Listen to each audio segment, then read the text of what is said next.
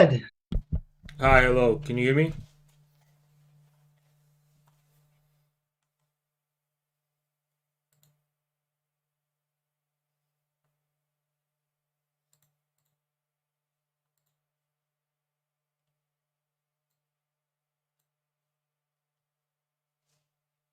Hello? Does my mic work or what?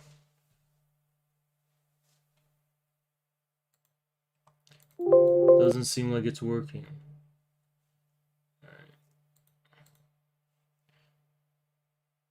Okay. Oh, I'm muted. All right. Okay.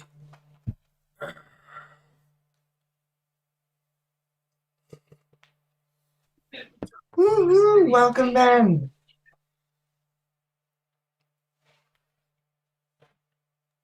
Oh, I just realized.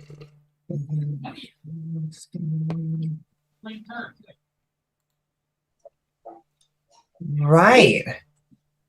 That was the gotcha.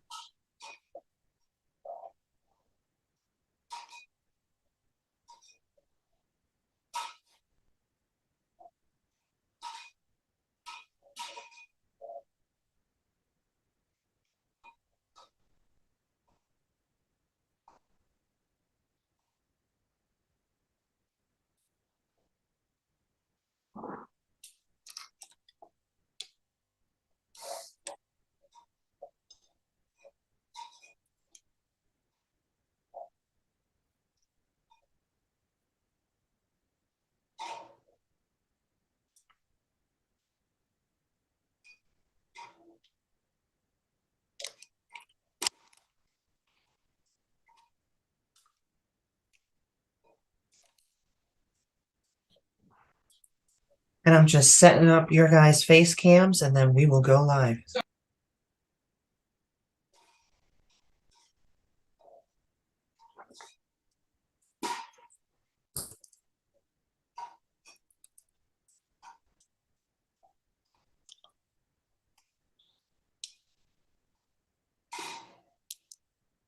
Based. I set this debate up. Can we get some Z's in chat? Alright, what's up, guys? Stay tuned. I might be playing some Atomic Heart after this debate. So, long time in the making. Long anticipated. You guys have known about it for about a week. So here it is. And thank you so much, Shane. Appreciate you, man. I don't know if I have to pause donations for the debate or what, but I will unpause them after the debate, for sure. So I'm going to pause those right now. But after the debate, they will be unpaused. Let me see some Sun Gorillas in the chat, guys.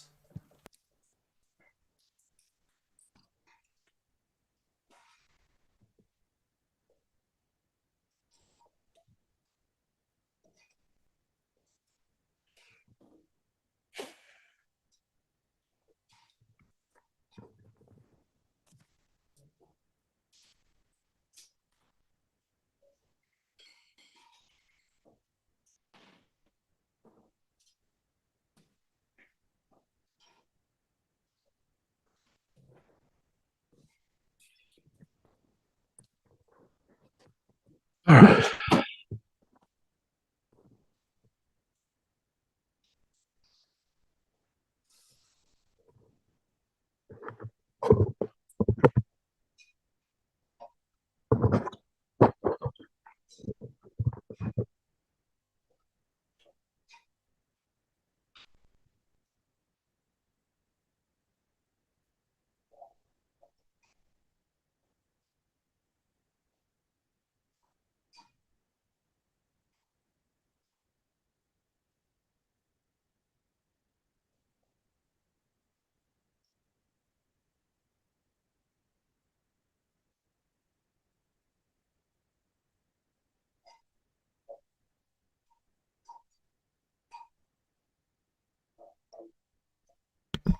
This is kind of taking a long time. But, so guys, Ben Burgess was really adamant that I don't yell at him in the DMs. He's like, that the minute you interrupt me or violate the rules, I am leaving. I am not going to do what you did with that Destiny guy, where you're just going to yell at me and stuff. And it's like, dude, I don't do that unless people personally insult me. About another 30 You know what I mean? seconds. And then modern day was like, please don't bully him because he'll leave and then he'll never come back on. I was like, yeah, I wasn't planning on it. I was planning on focusing on the substance of the debate, which it's my opponents that always have to kind of veer into other directions. I'm the guy who focuses on the meat and potatoes, right?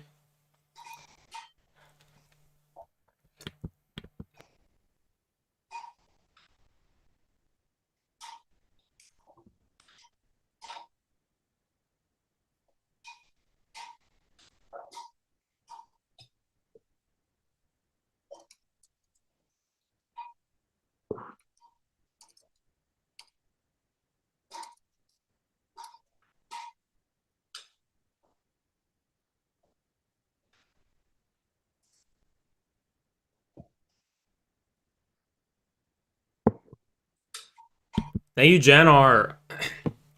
I'll just unpause the donos till they actually go through with it. Gorilla, son. Thank you so much. All Janar, right. appreciate you. We are all set up to go. I welcome both I gotta of you pause it again. guys. I'm looking forward to an exciting debate. My only goal is to try and help you guys get clean sound bites. And so I want you guys to have back and forth. There is always the option, if one or both of you wants, to go into 30-second or minute or whatever time intervals, but we want the dialogue. And so it's just going to be your up to 10 to 12 opening minute statements, about an hour of open conversation, and then 30-ish minutes of Q&A. So I thought what I remembered from what we'd agreed to was there was the okay, I was given the default. If you have something different, I'm all ears. What's the other one? Okay, sorry. I just thought so. Right, we went okay. over this in the group chat beforehand. I just thought we talked. It was the 40 minutes of open discussion, then 5-minute close-ins, and then 10 minute, 45, 30. That is perfect. That works just as well.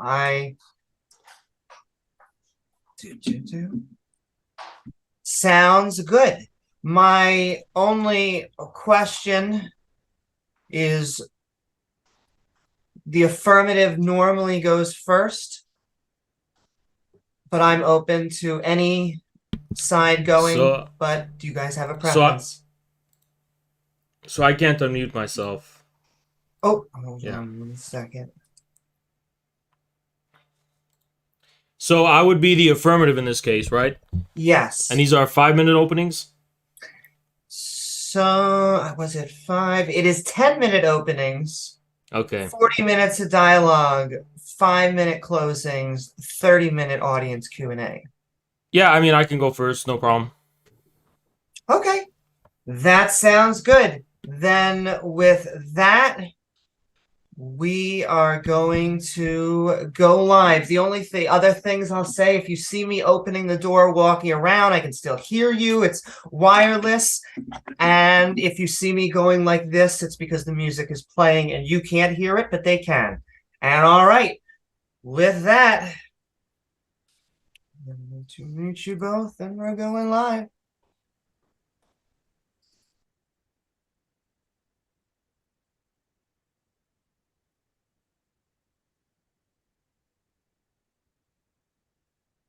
In 3, 2, 1.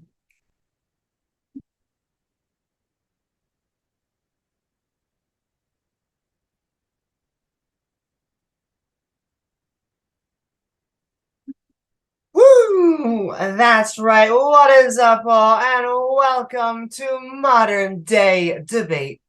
We are a neutral, nonpartisan platform welcoming everyone from all walks of life. If you're looking for even more fantastic debates, we are all over the internet, including your favorite podcasting platforms like Spotify, TikTok. And if you enjoy debates, it really does help out if you like, follow, or subscribe on YouTube, including tonight's debate. Trump communism on trial with our debaters, Dr. Ben and Infrared, here to help us find out. And if you enjoy what either of them have to say tonight, both of our guest links are in the description below. You can also tag me in chat at Amy Newman with your burning desire question for either or both of our interlocutors, and super chats get yours sent to the top of the list. With that, I am going to hand it over to the affirmative for their opening statement. The floor is all yours. So you can just interrupt me if I'm getting close to the limit. So I'll just begin. So MAGA communism is one of the most maligned yet misunderstood phrases on the internet as far as political discourse is concerned. Toward the end of the last year, during the end of the summer, it gained traction on Twitter and started trending, leading to various different political commentators to give their own takes on the apparent absurdity and paradox of this phase. Reaction to the phrase is a good litmus test of political sensibilities, in my view. Those who react suddenly to the apparent union of ideological opposites fail to grasp the subtlety of its imminent irony. We know that on a superficial level, MAGA and communism seem to be the opposite of each other. Various pseudo-intellectuals fail to appreciate the provocation already inherent in the slogan, though. Why should that be the case, given that the MAGA movement is being carried entirely by the blue-collar working class, who also happen to be the historical subject of communism? Now, to make a brief comment, I am familiar by the study by Nicholas Carnes, which alleges that the MAGA movement is in fact not made up by the white working class. However, the methodological flaws in that study are very clear in as far as how they define the working class. According to that study, class is defined by income and not occupation. But when you actually analyze the data on the basis of occupation, you can very clearly see that blue-collar jobs that would fit the definition of productive laborers as per the Marxist definition, people who are working with their hands in manual forms of labor that are directly involved in the transformation of nature as per Marx's definition of what labor actually is, rather than just the service industry. Although these jobs tend to be called middle class and as by average have a higher income than service jobs, that is what the working class has always actually meant as per the Marxist definition.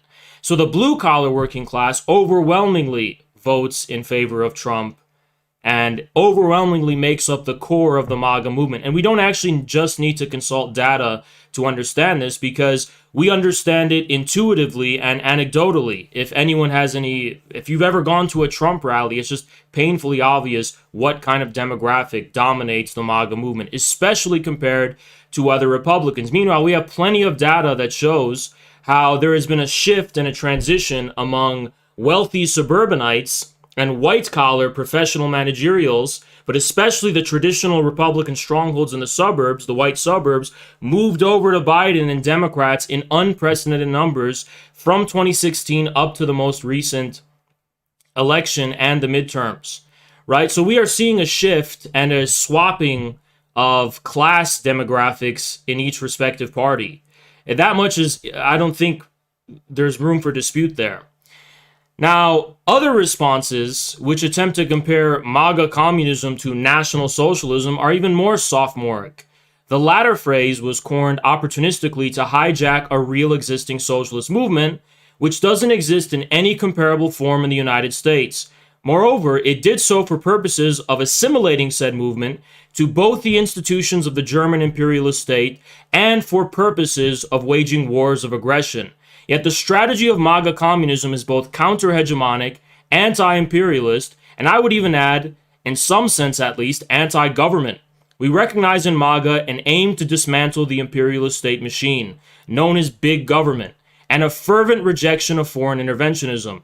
This stands in contrast to the so-called democratic socialists, which by the aforementioned criterion, the significance of the state institutions in war, actually do have far more in common with the ideology of Hitler. Now finally, the real contention of this slogan is that it implies the return to a counter-hegemonic and, in some, revolutionary communism, standing opposed to the ruling class institutions reigning over American society at every cultural, informational, and sociological level.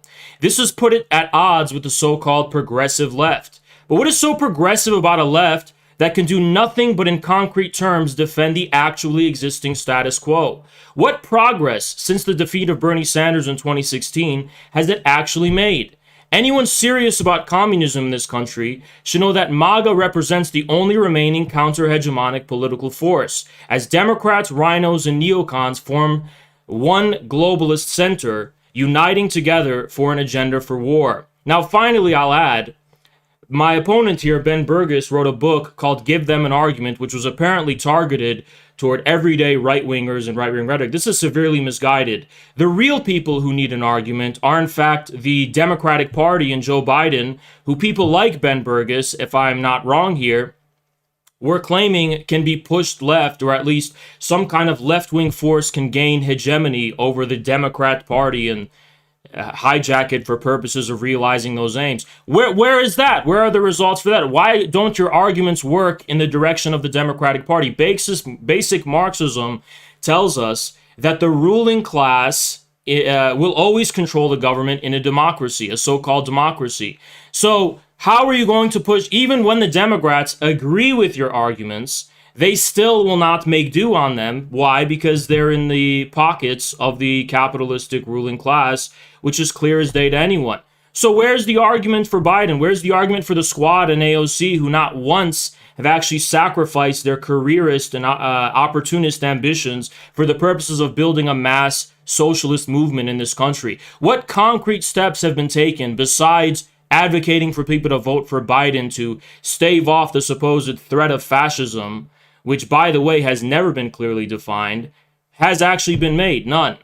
So I'm not sure if I am close to the end of my time, but I think that's actually all I need. Yep, you still had 4 minutes, but that is fantastic. Thank you so much, Infrared, for your opening statement. And with that, we are now going to hand it over to Ben for your opening statement. All right. Thanks, Amy. I'm glad to know that Haas knows the title of one of my books. It's pretty clear that he has no idea what I say in there or anything else that I've ever written or said, since the arguments that he's attributed to me that you can push Biden to the left, something about fascism, are pretty hilariously far from the actual positions that I've taken on those issues. You could just go to jacobin.com/author/Ben-Burgess and find out what I've actually said about all of those subjects pretty quickly. Okay, but I want to move on from that to get right to the point about why I think trying to attach any sort of pro-working class or anti-imperial politics to the MAGA label is not just a provocation, but actually incoherent. First, on foreign policy, Trump was actually a way bigger militarist than Obama, and in some ways a bigger militarist than Biden. And to put this in perspective, when I say that, I spent the Obama years constantly arguing with liberals about drones and detention and Obama's failure to end the war in Afghanistan. And I've spent the last year being accused of being a Putin apologist because I want peace negotiations in Ukraine. But if you objectively look at all the things that changed in foreign policy from Obama to Trump, in almost every way, as bad as Obama was, Trump was even worse and more aggressive.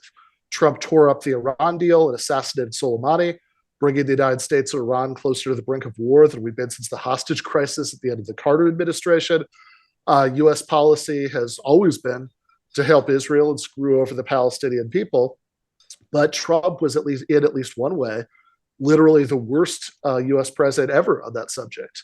He did what no president had been willing to do since Israel's illegal annexation of Palestinian territory in East Jerusalem in 1967, after the 1967 war, and moved the U.S. embassy to Jerusalem, thus officially signing off on that annexation and taking that issue off the table for any future U.S.-sponsored peace talks, which is, of course, very high on the neocon wish list. Here's another thing Trump did. He doubled the rate of drone strikes in Yemen. He lifted all of Obama's policies that in any way put any kind of restrictions or oversights on the use of drones, basically just letting the generals do what they want. And again, what Obama did was bad enough. As far as I'm concerned, Obama is a war criminal who should stand trial at The Hague, but Trump was a worse war criminal. We don't even know how many innocent people were killed by Trump's considerably expanded version of the drone war, because he got rid of the reporting requirements. Moving from the Middle East to Latin America, Trump reversed Obama's opening to Cuba and tightened up the embargo on that country. Outside of Cuba, the two presidents were about equally bad on Latin America. Obama backed the coup in Honduras, Trump backed the coup in Bolivia. Bernie Sanders, by the way, who was mentioned earlier, spoke out against both of those. If you want an example of a politician who might be imperfect in various ways and not as anti-interventionist as I'd like, but who's about 10,000 times better on any of those issues about foreign policy than Trump or any of the MAGA people in Congress. On Afghanistan, Trump pledged to theoretically get out if he made it to a second term. We'll never know if he would have kept that promise. Biden was the one who actually ripped off the Band-Aid, while every single MAGA Republican criticized him for quote unquote surrendering and dishonoring America by letting the Taliban take over as American troops were leaving. Oh, and before we finish foreign policy, Trump was far more of an anti-Russia hawk than Obama had been. Trump has acted like a peacenik about Russia now that he's out of office. That's an easy way to court voters for 2024.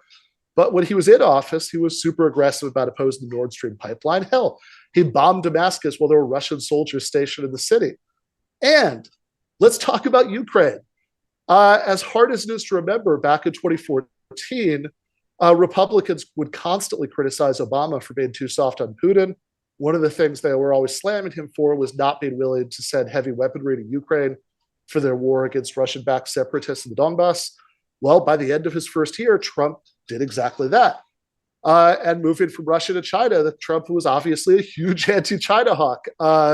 There's a constant feature of his rhetoric. And right now, just this last week, all the biggest MAGA Republicans in Congress have been lining up to declaim about how China is an existential threat and how the United States needs to send more money to Taiwan, needs to cut economic links, and so on. Even the MAGA people who want less aid to Ukraine all say, if you look at their reasons for voting that way, that their reason is that they think China is a bigger threat than Russia. We should focus on China. Moving to domestic policy, Trump was a way bigger union buster than either Obama or Biden. And I hate Obama and Biden. I think those are just mediocre pro-corporate Democrats, and Biden's move to stop the rail strike was despicable. And it showed that even if Democrats are the softer of the two parties of capital, they're still very much a party of capital. But the fact is that Trump was, by any possible standards, worse. He filled the National Labor Relations Board with hardcore union busters who made it way harder for ordinary working class people, whether those blue collar workers Haas is talking about, or white collar workers, who, by the way, are also very much part of the, what kind of collar you wear is not the question. The question is, do you own the means of production? Are you forced to sell your labor to a capitalist to make a living, whether you're slinging coffee at Starbucks or working in a coal mine? But any case, any kind of working class people who want higher wages or more of a say at their workplace, if they wanted to organize a union, that was made far harder by the Trump administration. Meanwhile, his big domestic policy accomplishment was a tax cut for rich people.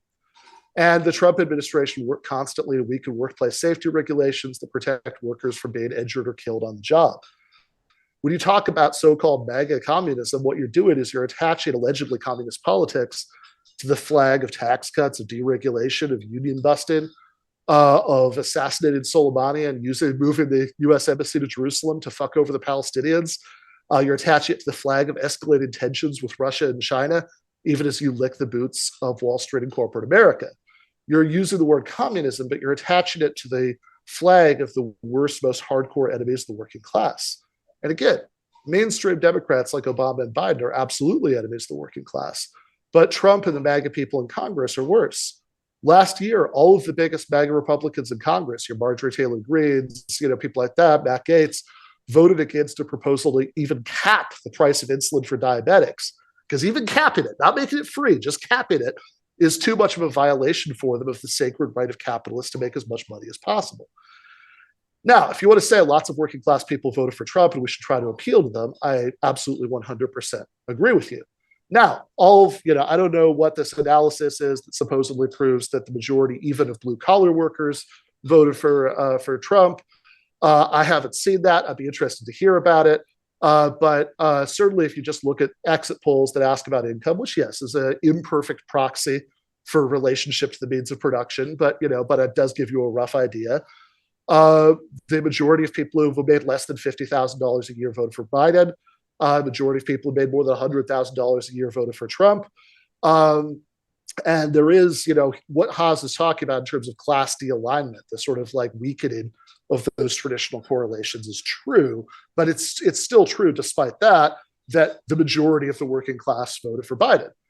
Honestly, Trump's most hardcore base of support was from small business owners who hate unions and love tax cuts. But sure, that still leaves probably tens of millions of working class people who voted for Trump. And even if most working class people voted for Biden, I absolutely don't think we should give up on winning lots of working class Trump voters over to the left with better material politics in the future. I don't personally use the C word, communism, in 2023 because I'm not a LARPer. I don't get off on triggering people by using words they associate with the failures of the Soviet Union rather than with the kind of socialism we could build in the 21st century. But I absolutely am a socialist. The long-term goal of my politics is collective ownership and workers' control of the means of production. I'm also a Marxist in the sense that I agree with Marxist theory of history, with his core insights about base and superstructure and how modes of production rise and fall throughout history. And I do think that theoretical framework can tell us important things about how to win socialism in the 21st century. I expect we'll get into all that in the Q&A. I certainly hope so. But I wanted to say at least that much to give people a sense of where I stand ideologically. And even sticking to the politics of the here and now, not those long-term goals, I do think we need a class war, not a culture war. I'm not talking about throwing anybody under the bus in terms of social policy. I actually think most polling evidence shows that the majority of working class Americans are actually fairly socially progressive in their views on gay and trans people, abortion rights, etc. But I do want to strategically focus on economics and cut out the censorious nonsense, the identity politics. And I do think a left that does that could absolutely win over some percentage of the working class voters who voted for Trump. So last point, right? We need to be able to do that, certainly win over some of those voters if we're going to even get the kind of political realignment that would get us Medicare for all of this country, never mind workers' control of the means of production. But I don't think you get there by lying to people about the fundamental distinction. We don't win their trust by insulting their intelligence and hoping they can't tell the difference between working class socialist politics on the one hand and pro-corporate union-busting, Pentagon-serving MAGA politics on the other. What we need to do instead is to tell them the truth about both Biden and Trump, about both mainstream centrist Democrats and tax-cutting, union-busting MAGA Republicans, and we need to offer them something better. Woo-hoo. Thank you so very much, Dr. Ben, and of course, Infrared, for your opening statements, both of you. We are about to go into 40 minutes of open dialogue. I want to keep on sending love out there, and a reminder that if you send in questions, tag me at Amy Newman, or send in a super chat. We will be reading yours at the Q&A, as well as subscribing and liking. It helps get that algorithm out there and our message for neutral debates even further. With that, the floor is all of yours, gentlemen.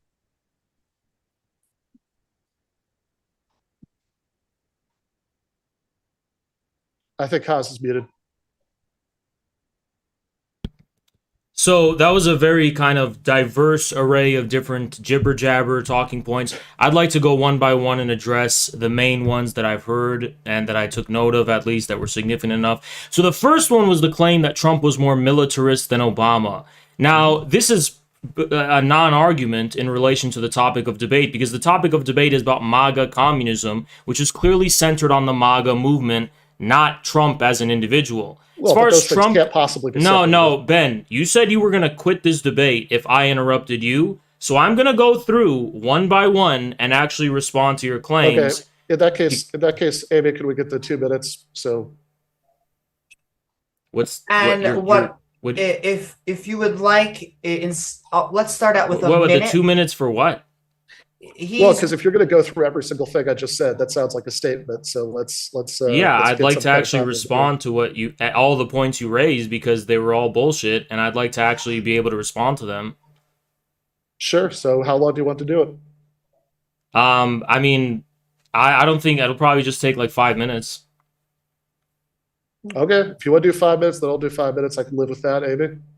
That's perfectly fine. If it Okay. feels like you're not having a good flow, we can always shorten that Yeah. or just go back into open conversation. So, But since you both want it, infrared, 5 minutes. The so floor since this yours. is actually about the MAGA movement and not Trump as an individual, we actually have to square Trump's policymaking decisions and actions while he was president in relation to the MAGA movement, the grassroots movement that actually propelled him into office in the first place. Now, first and foremost, the claim that he's a militarist just patently isn't true. Why? Because Trump didn't start any new wars. He overthrew 0 governments during his term, and it's as simple as that. There was no equivalent to the color revolutions of the so-called Arab Spring, Libya, Syria, under his presidency. You could say he droned more people. That's not so much Trump. It's the imperialist state machine, which no one president could successfully dismantle. It is true that Trump obviously compromised with rhinos and neocons, who, by the way, right now are at war with the MAGA movement and Trump as a person, but that has no bearing on the sentiment that is within the MAGA movement, which is overwhelmingly anti-interventionist and anti-war.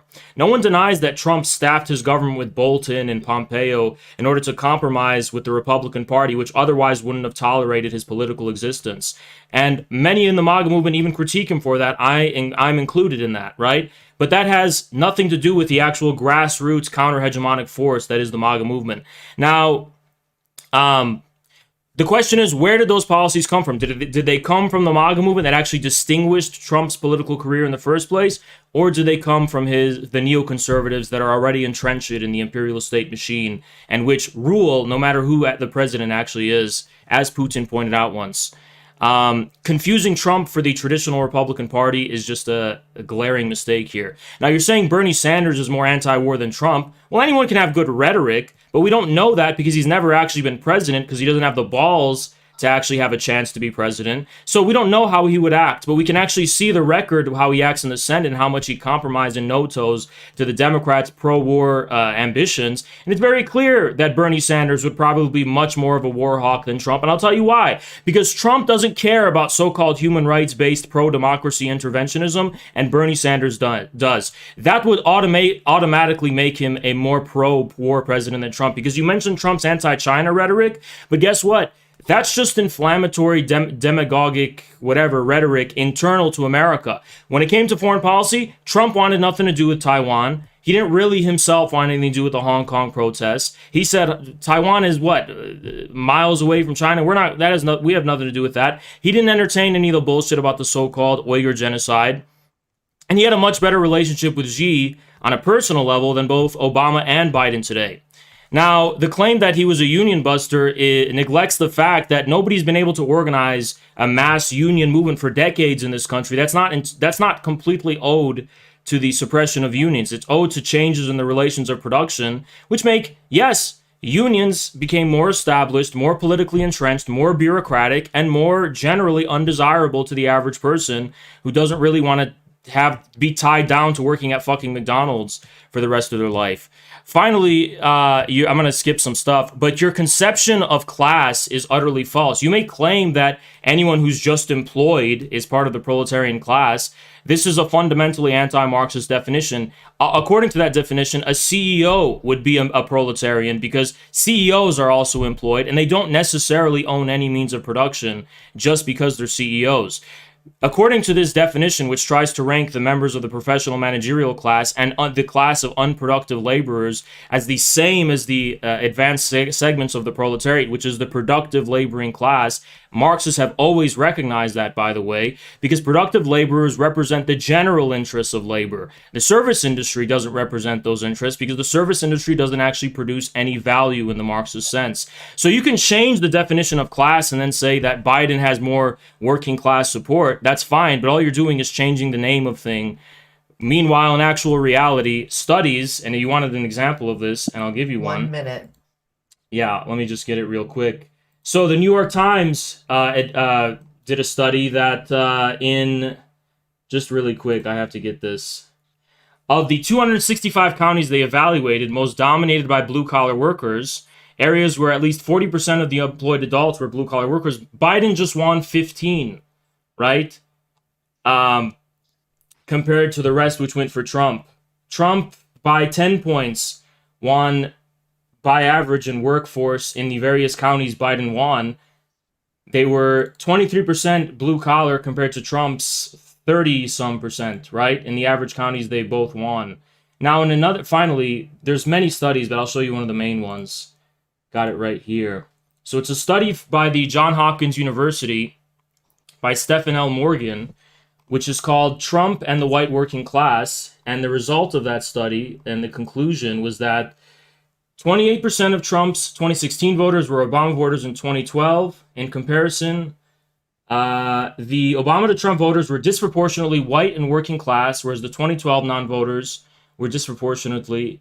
So the conclusion was that Trump has a narrow victory in 2016 because of the support of the white working class voters whom he targeted. And that was the result of the study by Johns Hopkins University. So yeah, so very obviously anybody who heard what Haas just said could go back to earlier in the video and see what he said originally and see that they're not even remotely the same claim. Nothing in either of those studies that he mentions provides anything approaching direct evidence that the majority of blue-collar workers voted for Trump. And also Haas is very much the one who's rejecting the traditional Marxist definition of class, which has absolutely nothing to do with whether you're a service worker or you work in extraction or you work in production. It's about your relationship to the means of production. CEOs typically, even though they are employees, do not meet the definition that I just gave, which is that you have you can't, you're not in a position to support yourself through ownership of the means of production. If you're a CEO, you probably do, in fact, have the economic resources, from which you could, start your own small business and support yourself that way. You're not in that position where you're forced to sell your labor to a capitalist, obviously. But even with regard, so even if we're somehow excluding service workers, i.e., the vast majority of the working class, the vast majority of the poorest part of the working class in the United States, which is an extremely silly thing to do. But even if we are excluded those people, the fact, they like this attempt at extremely indirect evidence from, the looking at the number of counties where you have more people as opposed to the direct evidence about exit polling now does not show very much. Now, I would prefer it if exit pollsters asked you, do you own a business or do you have managerial authority in a business, or do you neither own nor have managerial authority, as opposed to asking them about income level. I think that would be much more clarified. But until then, income level, as directly asked in those exit polls, is a pretty good indicator. As rough as it is, that's pretty decent. Now, the idea that MAGA is a counter-hegemonic movement is absurd. MAGA is a branding exercise by Republicans. It obviously cannot in any way, shape, or form be separated from Trump as a person. In fact, we've heard this over and over and over again since Ron DeSantis has started to make a play for the MAGA faithful that Trump is MAGA, which is clearly the majority sentiment. And especially after Trump had been president for 4 years, and his record was very far from being anti-interventionist, and very, very, very far from somehow clawing back neoliberal economics. In fact, he was doing the opposite of that. Then, I think it was overwhelmingly clear that MAGA is the personal fan club of Donald Trump. There's absolutely nothing about it that's meaningfully counter-hegemonic in terms of building alternative centers of power. What does, to as limited and flawed as a way as it can build alternative centers of power, is building labor unions, so workers have a direct form of organization at the workplace, whether blue collar or otherwise. And his NLRB has said, yeah, there are lots of other reasons that unions have declined besides government union busting. That's all true. But it is also true that his NLRB was aggressively anti-union to a far greater extent than either Obama's or Biden's. People can read an article by Paul Prescott called Trump Claims He's Pro-Worker, but his labor board is trying to destroy worker organizing. It goes through decision after decision after decision by the hardcore union busters that Trump appointed to the NLRB that have made it much more difficult to organize unions. On foreign policy, listening to Haas saying, well, okay, sure, at least he didn't start any new wars. I think saying, I think taking that as the only indication of militarism is pretty absurd on the face of it. I mean, like, well, hey, I mean, if Obama, there's Libya in the first term, but he doesn't start any entirely new wars in the second term. Meanwhile, I listed off a bunch of countries where Trump's policies were far more aggressive than Obama's had been. Again, backing out of the Iran deal, assassinating Soleimani, having worse, more anti-Palestinian policies with regard to Israel, reversing the opening to Cuba and tightening the embargo, expanding the drone war. Now, Haas says, "Oh, is that coming from MAGA, or is it just coming from people who would be in power regardless of who's president?" Well, neither one. It's coming from Donald Trump. There is no such thing as MAGA separately from Trump. MAGA is just the name of Trump's fan club. And as far as Trump goes, when Haas says things that sound to me like nothing so much as the kind of thing I would hear from Obama supporters in 2010, oh, sure, we still have drones, we still have indefinite detention, but no one president could be expected to reverse all of that. What, do you believe in the Green Lantern theory? The president could just do whatever they want? That's how liberals talked in 2010. It's almost exactly the same as how Haas is talking now. It completely ignores that what I was pointing out is it's not just that Trump didn't completely end the drone war, he greatly expanded the drone war. There were twice as many drone strikes in Yemen. By the way, speaking of Yemen, he says we don't know if Bernie was more anti-interventionist than Trump. Well, Bernie Sanders spearheaded a bipartisan resolution to end U.S. involvement in Saudi Arabia's genocidal war in Yemen. Trump vetoed it. So yes, I'd say we do know. Trump backed the coup in Bolivia. Trump, Sanders criticized that, etc. So Trump also, last point, Trump severely rolled back the restrictions on the use of drones. That came from Trump. That wasn't just whoever was in office. Can I go now? Okay. So regarding your understanding of class, I know you're not a Marxist, so you just got this from Twitter or you got this from whatever, your DSA social circles. No, class is not just defined by whether you own the means of production or not. Class is also defined by the means of your subsistence. How do you actually earn a living in relation to the accumulation of capital and the production of value? The working class actually produces value and earns its living because of the actual value of its labor. It actually can reproduce the value of its labor plus producing a surplus value. Most service workers don't actually fulfill that definition. But the whole significance of the service worker thing and the productive labor things, the reason productive laborers are more the core of the working class, I'm not saying service workers are outside the working class, they just don't fit the strict definition of the Marxist proletariat.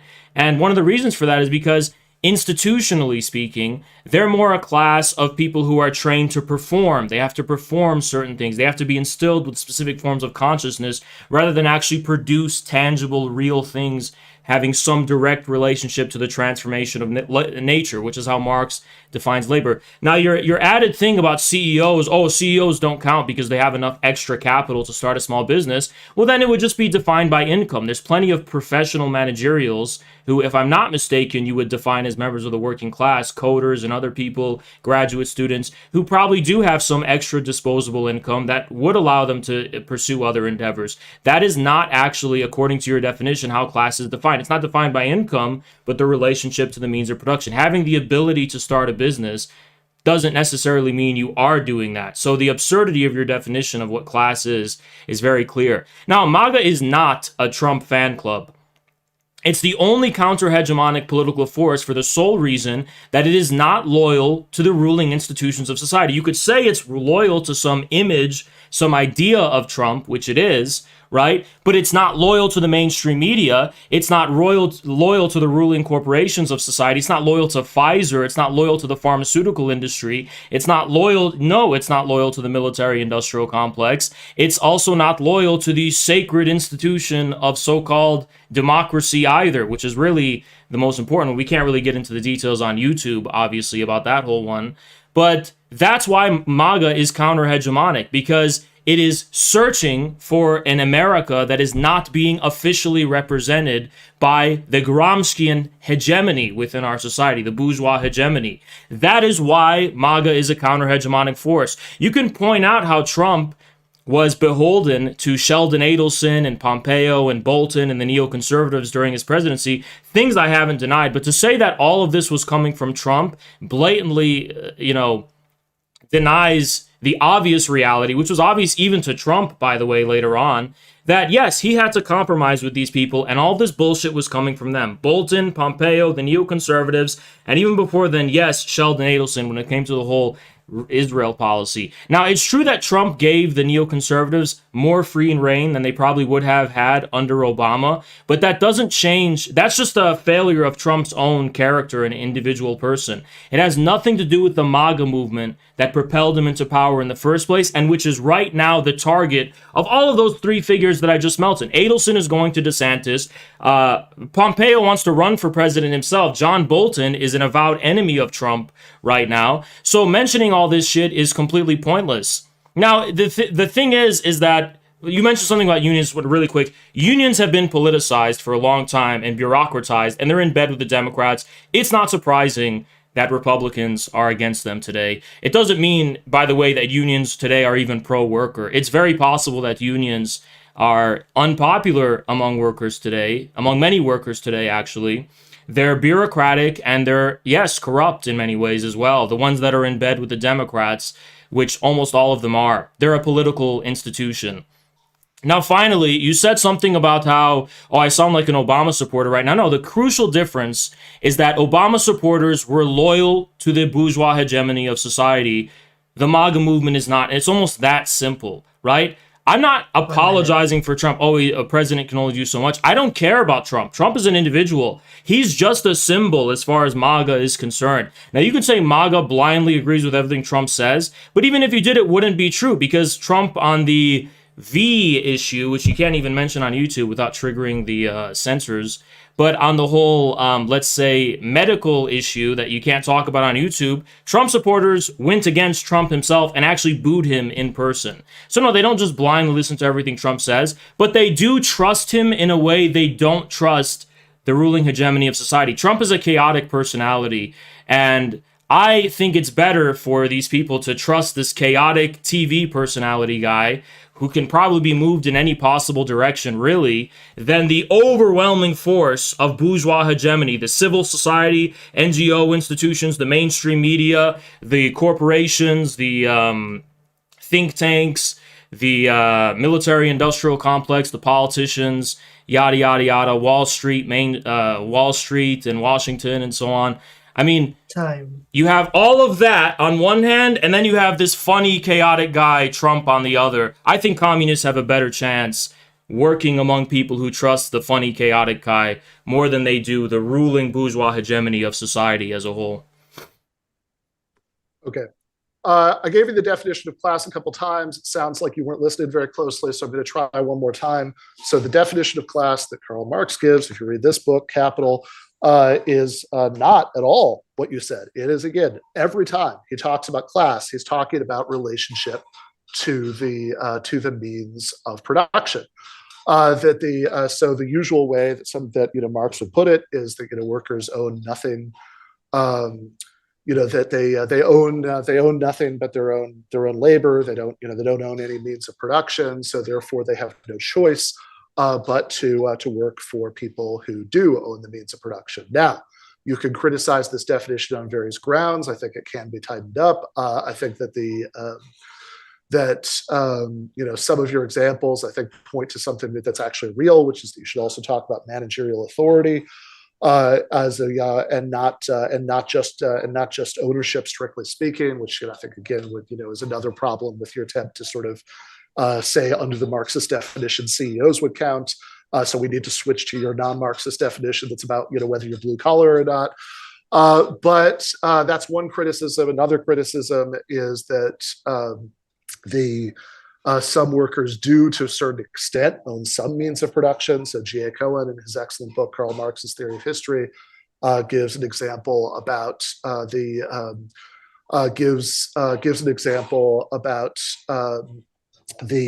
like a garment worker who might actually have to own their own sewing machine and bring it into work and maintain it themselves. and suggests like a sort of friendly amendment to the way Marx talks about it, which is, well, workers don't own any of their own means of production and are thus, have no realistic choice except for to go to work, which for the people who do, suggests that that a modification of that is that workers can't make a living from their ownership of the means of production, which I think is a fair modification. Now, I think the part about unions is incredibly revealing. That Haas went from first saying that, well, it can't be right, like I'm saying that Trump was far more anti-union, that because this is just a distraction, because really there are these bigger structural reasons that the labor movement has declined. Now, I don't deny there are bigger structural reasons, but it is undeniable if you look at the NLRB precedents under Obama and then under Trump, that Trump was far more anti-union. And then Haas says, well, unions are in bed with the Democratic Party, so fuck them, I guess. We don't care if Trump and the rest of the MAGA politicians are ferociously anti-union, are actually the worst enemies of the organized working class. I think that refutes itself. I don't particularly need to add anything to it, except to say, he says he wouldn't be surprised if unions are unpopular. Actually, a majority of Americans say they would join a union if they could. And whereas a tiny percentage of private sector workers are unionized, that is in fact about the ferocious climate of union busting, the fact that labor laws are so tilted against organizing unions in the United States, the ways, like all sorts of things that have happened to increase the bargaining power of capital and decrease the bargaining power of labor. Final point.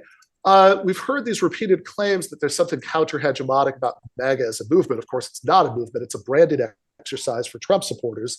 But we haven't heard anything counter-hegemonic they're actually doing. If you organize a union in your workplace, you're actually doing something that's meaningfully counter-hegemonic. You're setting up an alternative center of power to the power of the boss. There's nothing counter-hegemonic about supporting a politician or using a set of rhetoric or spouting some slogans. We're told in particular that it's counter-hegemonic because they're going against, they have no loyalty to Pfizer, the military-industrial complex, or mainstream media. Well, by and large, the most MAGA-aligned politicians are the biggest anti-China hawks. None of those people criticized Trump for doing things like assassinating Soleimani. So this claim about the military-industrial complex is pretty dubious as far as Pfizer goes. I think just saying vaccines don't work, that's not anti-big pharma. The anti-big pharma thing would be saying we should nationalize them, or at least not let them profit off of making these. That their product should instead be free to everybody. Finally, it's particularly ludicrous to say that MAGA in particular is counter-hegemonic because mainstream media is a big rhetorical whipping boy for them. Because by that same standard, you could go back to the 1980s, the moral majority would be counter-hegemonic. You could go back to the Nixon administration and Spiro Agnew, who's constantly denouncing the liberal media is counter-hegemonic. Sure, yes, this has been a staple of conservative rhetoric for several decades, is the opposition to mainstream media. But again, what do they actually want to do to change media ownership structures, for example, in a better direction? Absolutely nothing, because not only is there no actual movement here, not only is there no alternative center of power to the institutions that Haas mentions, there isn't even a political program that would, do any of these things. What is it that these guys want? What is it that they would support that would actually meaningfully undermine any of these centers of power? All right, I'm good? Okay, so I'm going to begin this with a quote from Frederick Engels. To science, definitions are worthless because always inadequate. The only real definition is the development of the thing itself, but this is no longer a definition. So let's take the definition of the thing itself, which is the working class. In Marx's time, the people who only had their labor to sell were overwhelmingly the people who were actually producing the surplus value that was responsible for the process of capital accumulation to begin in the first place. They were actually selling their labor as per the Marxist definition. Now, this isn't just because they didn't own or get their money from means of production. It was because they were actually selling their labor. But plenty of industries within the service industry are not selling their labor at all. They're selling performances, and they're selling the immediate performances of use values, which can't be transformed in any kind of can't crystallize any value whatsoever. Therefore, it is dubious to say they're selling their labor in the first place. Just because they're wage laborers doesn't mean they're selling their labor. It means they're getting paid to do shit that is oftentimes demeaning and inhuman. And I'm completely against the service industry, but that doesn't mean you're going to uphold them as the quintessential proletariat of the times. The proletariat is still the blue-collar working class that actually produces things and tangibly changes nature, the outside world, in some kind of concrete, tangible way. This is a base, and if you read Marxist Capital instead of J.A. Cohen, who rejects Fred Hegel, without whom capital is completely meaningless, you would know that significance of labor. Why labor in the proletariat is even significant in the first place, even as far as Marxism is concerned. It doesn't just come from the fact that they don't own anything and they have nothing to lose. There's a great deal more than that.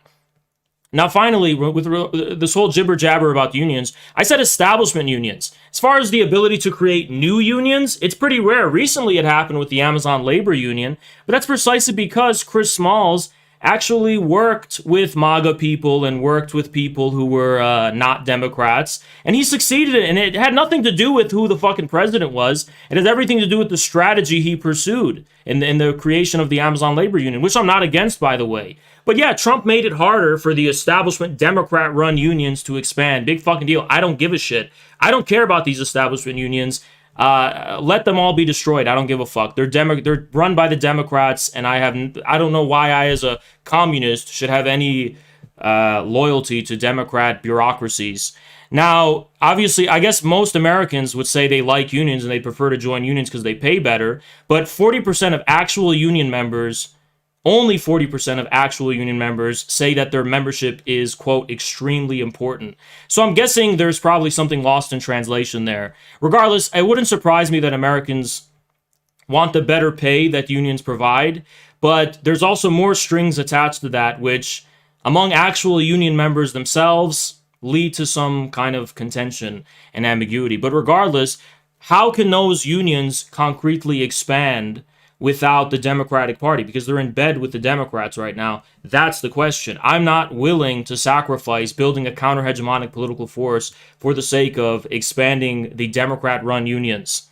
Now, a simple counter-hegemonic fact of the Trump movement, which you're neglecting to point out, it's like, if you want to talk about workers, what about Biden's rail deal? It's like probably the worst rollback on the labor rights of the working class in this country, maybe since Reagan, right? Where he made it illegal for federal rail workers to go on strike, destroying their collective bargaining rights. Who were the people in Congress and in the Senate who rejected this bill? It was MAGA people overwhelmingly.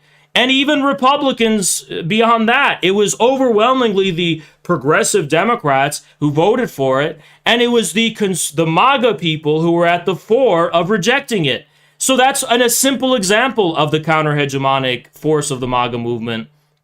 But even beyond the congressional representatives and all those kinds of people, the sentiment among the MAGA movement about sending arms to Ukraine and the escalation of the war into World War III, overwhelmingly critical of the U.S. administration's escalation of that war in comparison to Democrats and Biden.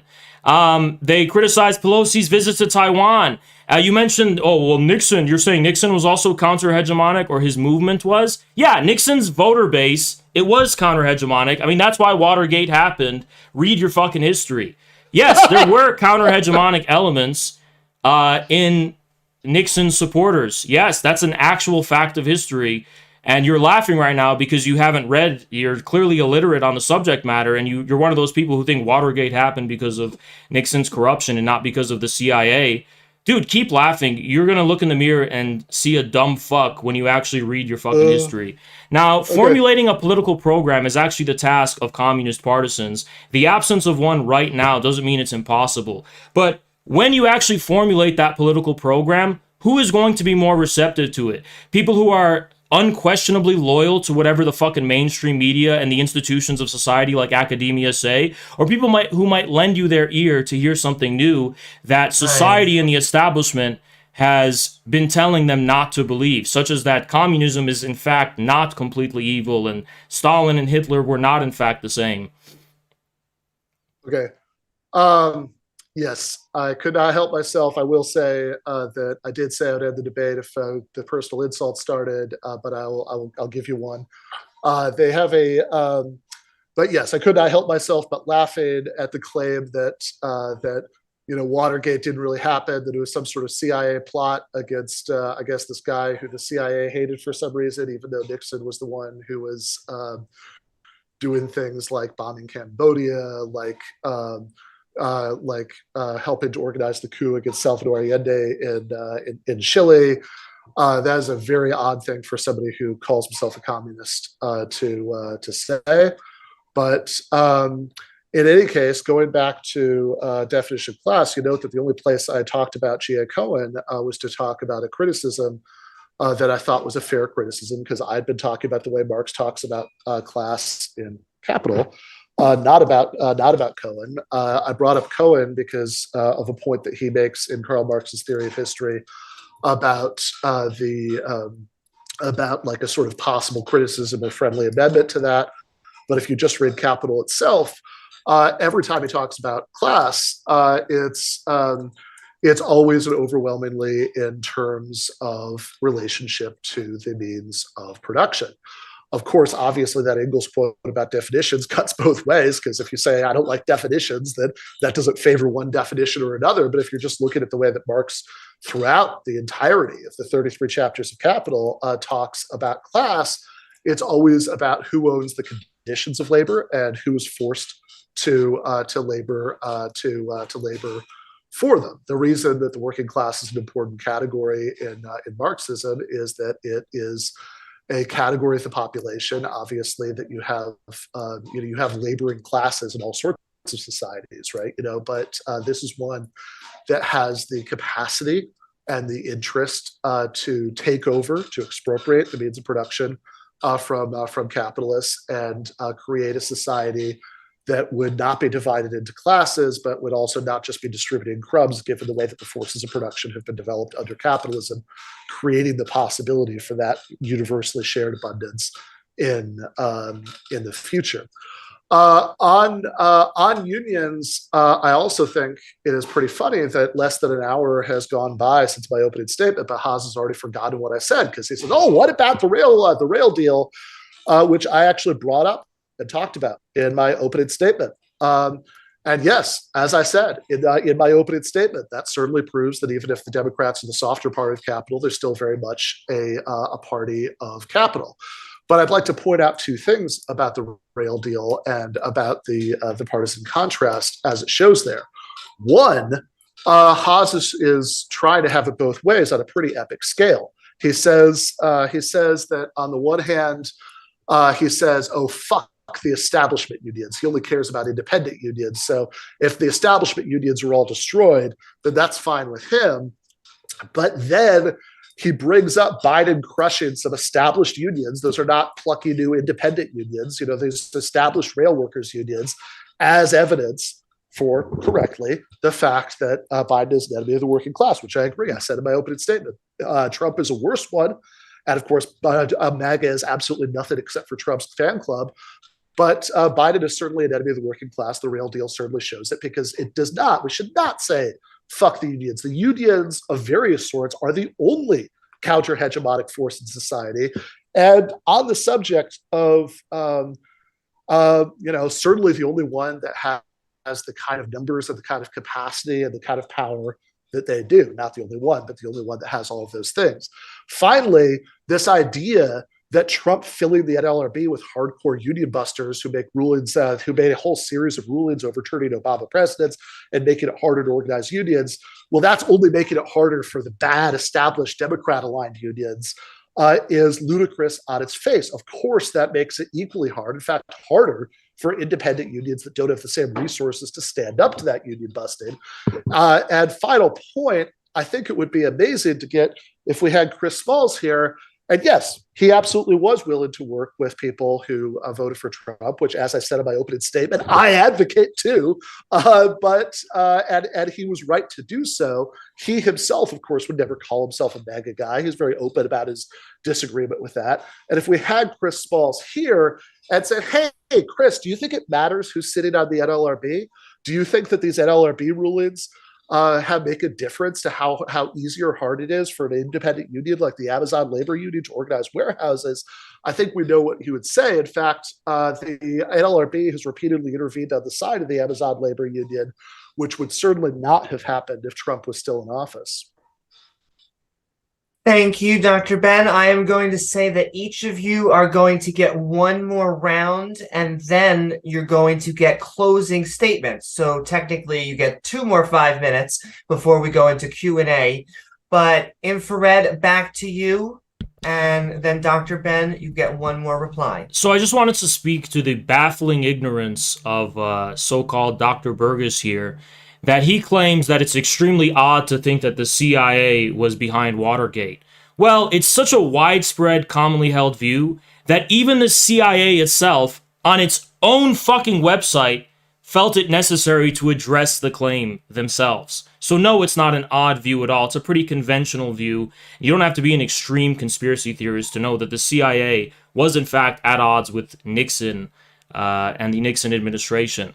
Now, regarding your claims about what Marx says in Capital about how he strictly defines class, I'm going to actually demand a citation there. Because I know for a fact, as someone who has read all 3 volumes of Capital, that Marx never actually got around to strictly defining class. Ironically, in the last volume, the 3rd volume of Capital, in the very last chapter, he was planning on it, and he wrote maybe a few sentences on it, and that's literally where the whole project cut off. So I know you're talking out of your ass when you're trying to say that Marx was defining the meaning of class in Capital strictly in that way. No, he wasn't. He was using class in a way that was not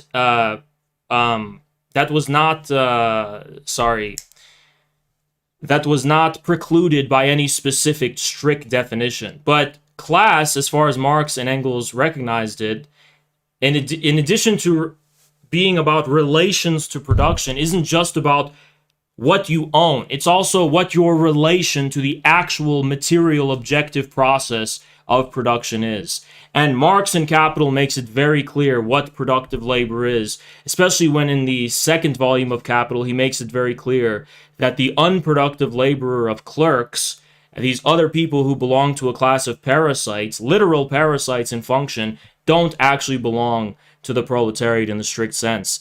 Now, it's the general quality of the labor of the proletariat that makes them uniquely revolutionary according to Marx, not simply because they're oppressed and they're marginalized or whatever. It's specifically about the generality of their labor in an era of general commodity production, which means they stand for a class of labor in general. Marx's definition of labor is very clear in his early manuscripts and in his early writing about a transformation of nature, not just a performance of services. Now, the significant thing about Biden's action wasn't that it targeted establishment unions, but that he made it unilaterally illegal for railway workers to strike, regardless of the type of union. That actually makes it worse than what Trump was doing, which overwhelmingly was targeting the establishment unions. So I don't even know why you would even bring that up. Biden made it unilaterally, without regard for what kind of union it is, illegal for railway workers to strike, not just targeting establishment unions, but the rights of workers in general, including their collective bargaining rights. And there's no evidence that established unions are counter-hegemonic in any way through the it's not even true in the post-war period of the history of the United States. What evidence is there that these establishment unions form some kind of opposition to this imperialist state machine? They have long been assailed by the imperialist state machine, as many astute Marxist observers have been observing for a very long time now. The reason it's hard to form new unions right now is overwhelmingly because of the failed strategies of past union organizers. You could say that it does make a difference who's sitting on the NLRB or whatever, but guess what? According to, I'm a communist, I'm a basic Marxist, and I'm someone who stands against the status quo in general, politics takes precedent. You don't sacrifice your ability to fight the establishment and no-toe to the fucking Democrats just because they're going to make it marginally easier for you to do any kind of specific tactic, because the overall strategy is about smashing the imperialist state machine and destroying the deep state. It's not actually about just doing unions. So the strategy takes precedent over the various specific tactics employed to realize it. Okay, I find it pretty significant that Haas continually responds to things that I don't say and ignores the things that I do say. I did not say that it was just about workers being oppressed or marginalized. That has absolutely nothing to do with what I said. He just made that up out of nothing. That has no relationship to anything I said. Anybody who doesn't believe me should be invited to pause and go back a few minutes to the last time I talked and compare what he said to what I actually said. What I said is that the working class has an interest in expropriating capital and creating this other kind of society that would provide this universally shared abundance because of the way the forces of production have been developed by capitalism. So if you look, for example, at the end of the next to last chapter of Capital, chapter 32, and look at the last couple paragraphs there where he talks about expropriating the means of production from capitalists, and then look at the footnote that he provides there. He talks about how all of these other classes, right, like the class that actually makes up the hardcore of MAGA, the petty proprietors, are ultimately reactionary because they want to turn back the clock from, big capital taking away the stuff that they have to get back that stuff and restore this petty private property and the ownership of the means of production, whereas only the working class has an interest in going forward to this new and different kind of society based on collective ownership. He also says, Ben is saying that there's a strict definition of class and capital. Nope, I didn't say that. What I said is that the Engels point about not liking strict definitions goes against both the definition that I was using and the definition that you were using. But if you look at the way that Marx talks about class and capital over and over and over, this is very simple. I would invite people to just, like, if you've got like the Kindle edition of Capital, just search for phrases like conditions of labor in there, and you will find over and over and over that Marx will talk about things like the conditions of labor being concentrated in this minority of the population, everybody else having nothing to sell but their labor. Whenever, in every single point in that book where Marx talks about, he contrasts capitalism with feudalism, it's always about the ways that it's always about the relationship to the means of production. So you look, for example, at chapter 23 of Capital, where he talks, he's got this nice little thought experiment about imagining a single lord and a single peasant, and the relationship between them. And then he says, imagine if the Lord announced one day, hey, good news, feudalism is over, you're free, bad news, I own this land, and now you have to labor for me for such and such many hours a day, and the peasant ends up having to labor for the Lord just as many hours as he did before, and it's technically voluntary. But all of that contrast is about ownership of the means of production. I also think if you're looking at volumes 2 and 3, you got to keep in mind these are nothing like final works like volume 1 is. These are things that were left very unfinished and in many cases very unorganized for Engels to do the best that he could with them. Now, moving on from Capital, which I'm happy to talk about. It's one of my all-time favorite books ever written. But moving on from that to contemporary American politics, Haas's grasp of what happened with the rail vote is extremely flawed in two ways. First, and maybe most importantly, he says, Biden made it illegal for rail workers to strike regardless of what kind of unions they have. No. What happened was that Biden used the Railway Act, which is this old hideously reactionary pre-New Deal act that was already on the books, to impose a contract on unions. Which, what kind of unions? Independent unions, hypothetical unions in the future? No, this is not like a taking away any rail workers ever going on strike ever again decision that's somehow being made. This is applying this Railway Labor Act that already existed to impose a deal on a bunch of those establishment unions that Haas says he doesn't care if they're all destroyed. Right? We can take away all the power that the American working class currently has, and it's all fine. It's all worth it because the Trump movement is counter-hegemonic in the sense that even though there's no source of power that's independent of capital in the Trump movement, even though there isn't even a political platform that would somehow hurt capital, but just in the sense that rhetorically, the MAGA movement says things about how they don't like the mainstream media, and they might say rhetorically anti-war things sometimes. That's how cheap a date he is for what counts as counter-hegemonic.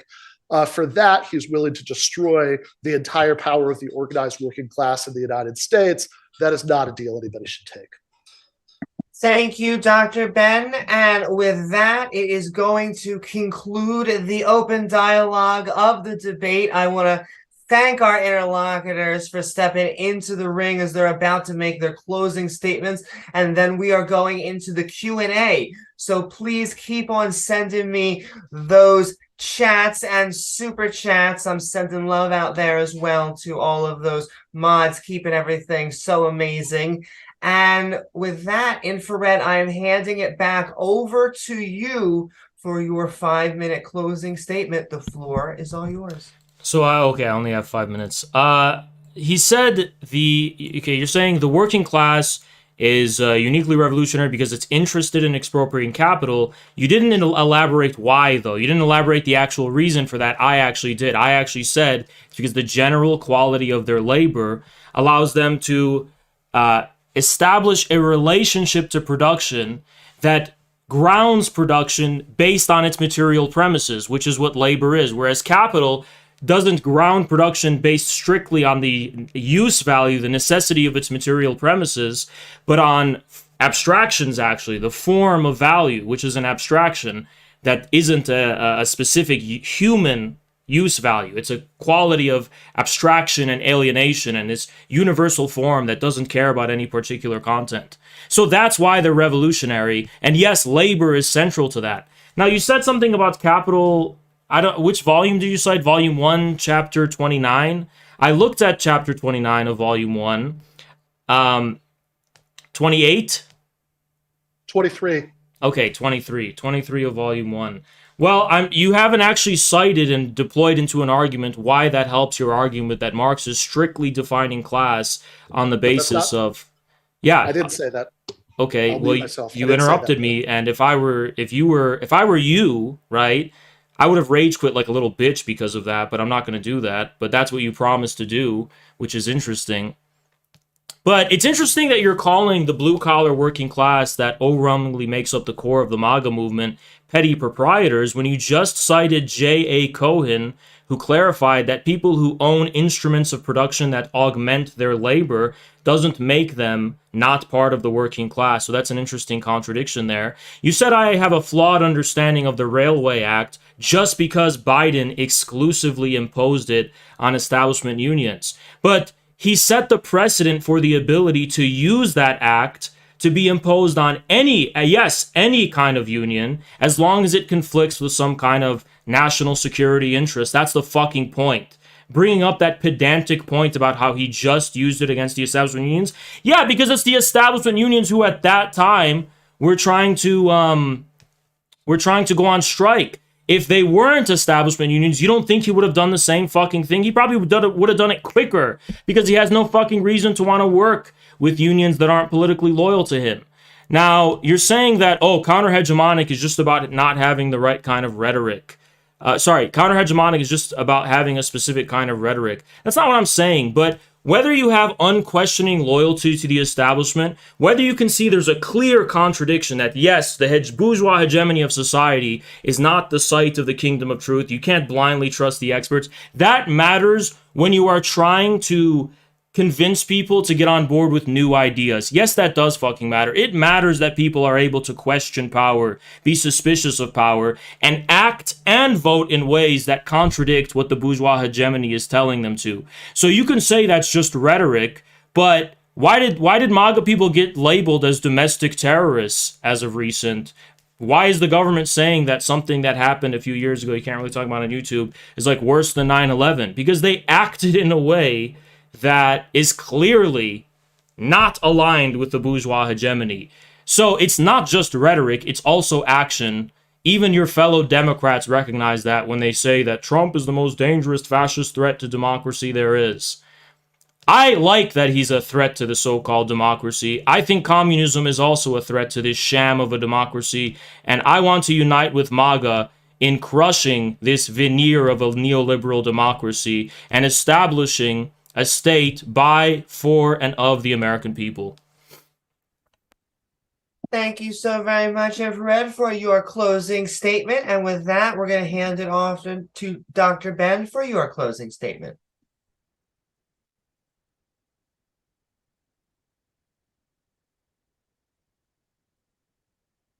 Right.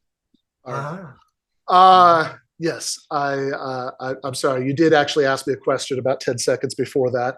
So I did point out that you were once again saying something that not only I didn't say, but that I'd actually just said in my previous statement. I'd reminded you that I didn't say, but you can't seem to stop yourself from lying about it, which is interesting. Obviously, I'm not making a claim about strict definitions. I said earlier, right, that that I'm talking about the way you can talk about an implicit definition, right, but both of us at various points have made claims about how Marx defined things, but then you pointed out this quote from Engels about not liking definitions, and I said, okay, fair enough. But let's look not at definitions, but at the way overwhelmingly every time that Marx talks about class and capital, how does he talk about it? Now, the argument from chapter 23 was just a particularly vivid example because it was about how somebody in this sort of hypothetical case where it happened in a very quick and simple way would switch from being a member of the peasantry to a member of the working class, where the only difference is about what their relationship is to the means of production. Now, is that compatible with the way that you're understanding this? Yeah, fair enough, right? But it's also, but I think it is suggestive that over and over and over and over again throughout that book, whenever Marx is talking about class, the stuff he always brings up is about relationship to the means of production. You also seem to have forgotten what the context was of my point about the rail strike, which is not that I think that Biden wouldn't have done the same thing with independent unions. That wasn't my point at all, and I think you know that. I think you must know that. I have a hard time imagining you could possibly not know that. My point was that there's this giant contradiction at the heart of your views.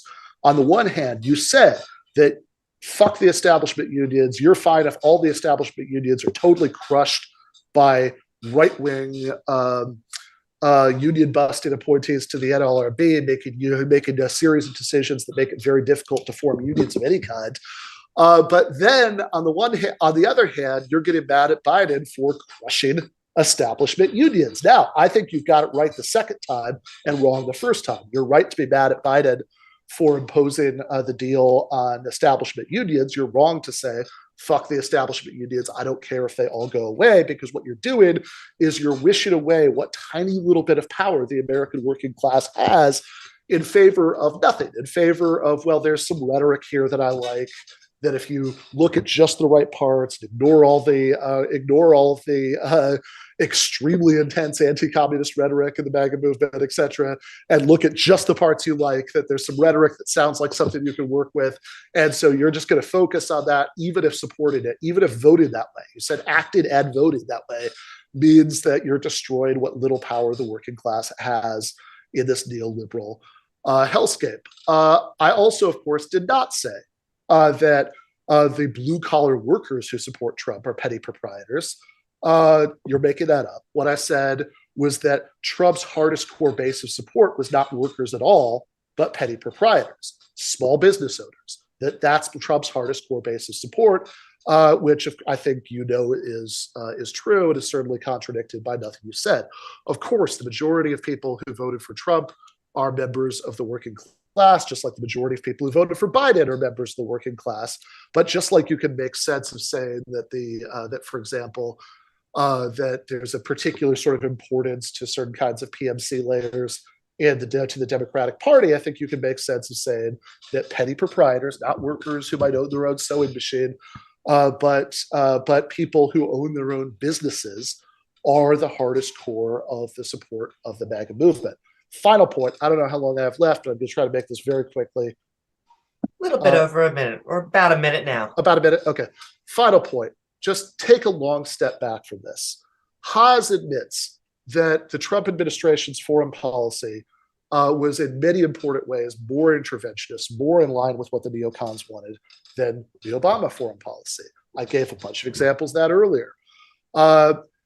Yet somehow we're supposed to believe that we're striking a blow against the empire by voting for Trump and other MAGA Republicans.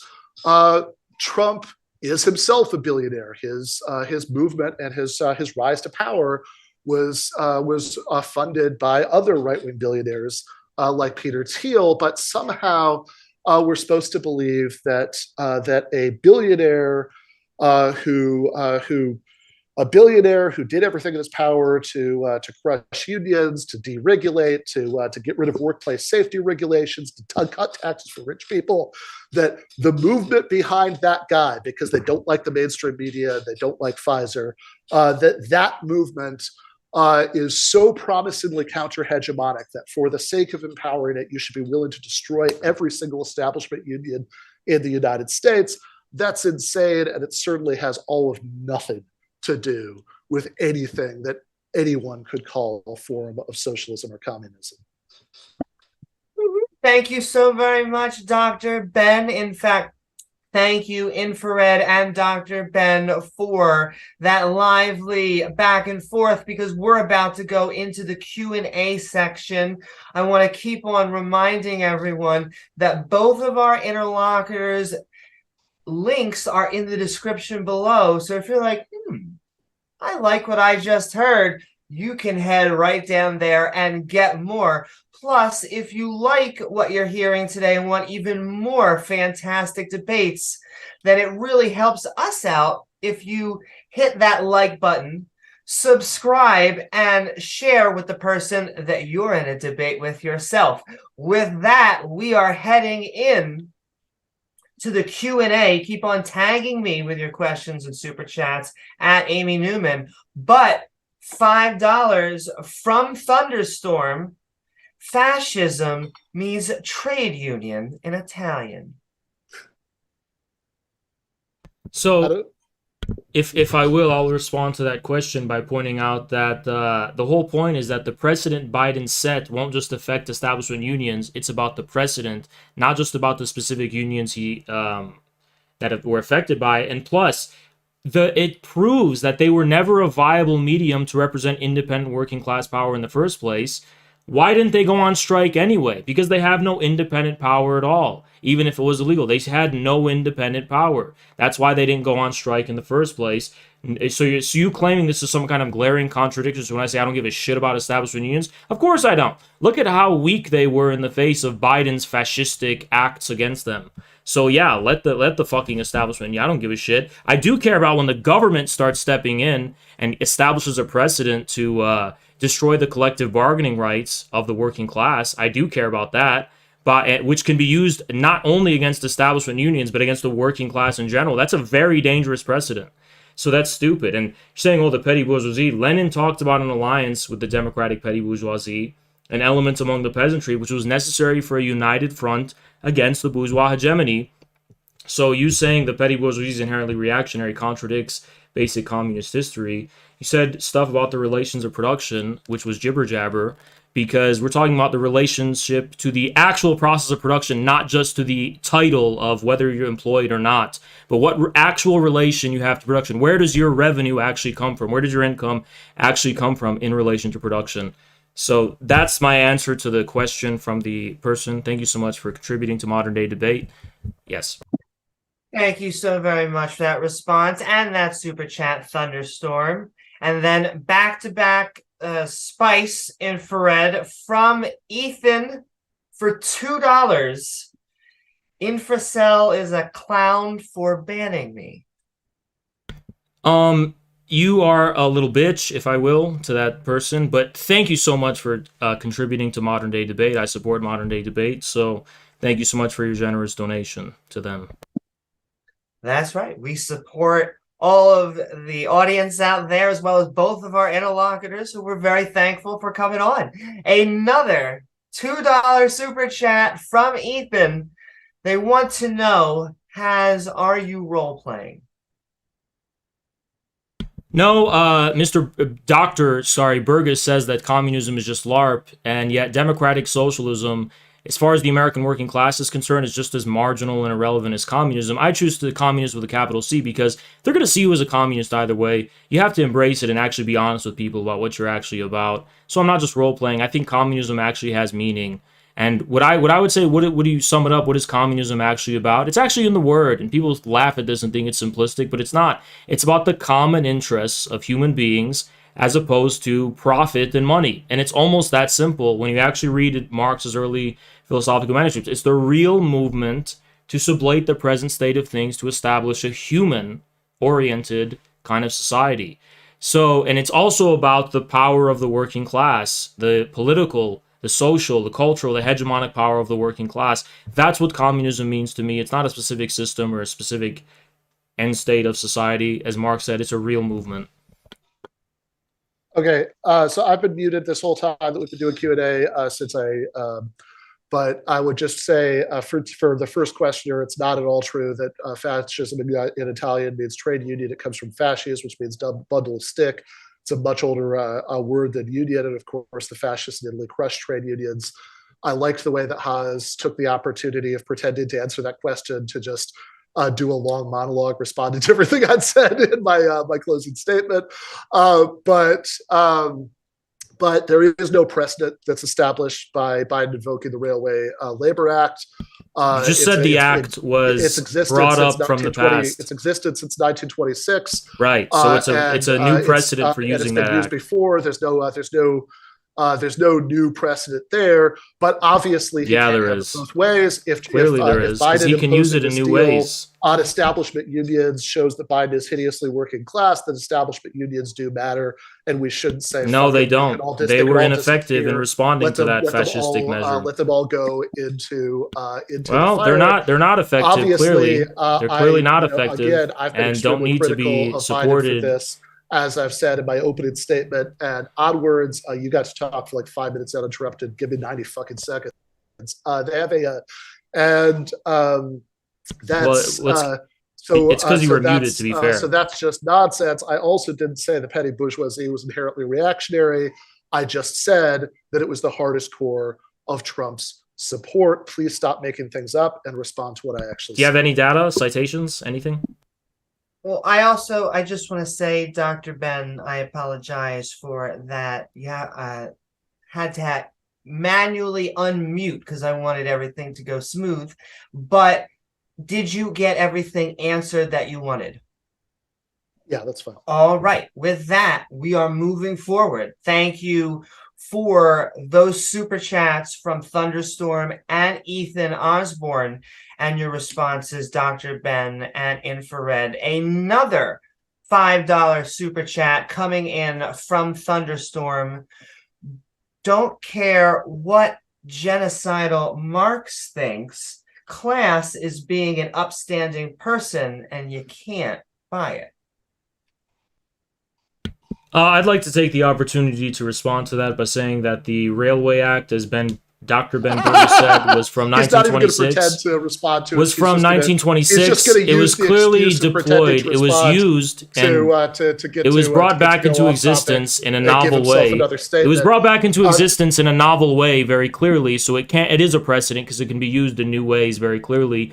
And there's no reason to think it couldn't be used against non-establishment unions or other forms. It's despicable to use it. Yeah, it's a new way of using that act. It's a new way of using the act. There's nothing to say it can't be used against other forms of workers' self-organization. There's no reason to think that. There's no reason to think that it can't be used against other forms of workers' self-organization.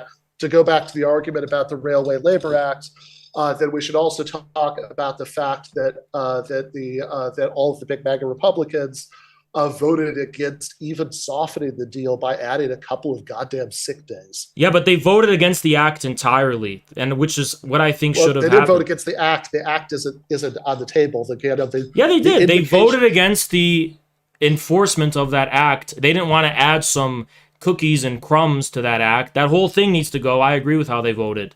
That was Bernie's bullshit. So you agree with the vote against adding the extra sick Bernie days? Bernie wanted to add that. Bernie Sanders. Oh yeah, he just did it to cover his tracks. He just did it to say, look, I'm voting for I'm Bernie Sanders. I'm gonna vote for fascism against the workers, but I'm gonna propose a fucking bill that is impossible to fucking pass, and he knew it was impossible to pass, alongside that one that Biden wanted to pass. So Bernie was just making a fucking excuse for why he voted for Biden's fascism. Don't fucking sit here and say, Bernie voted against the enforcement of the act, but he also voted for the sick days. So no, he wanted, in addition, he pushed for it in Congress because he said, alongside this one, we're also going to have another one for guaranteed sick days.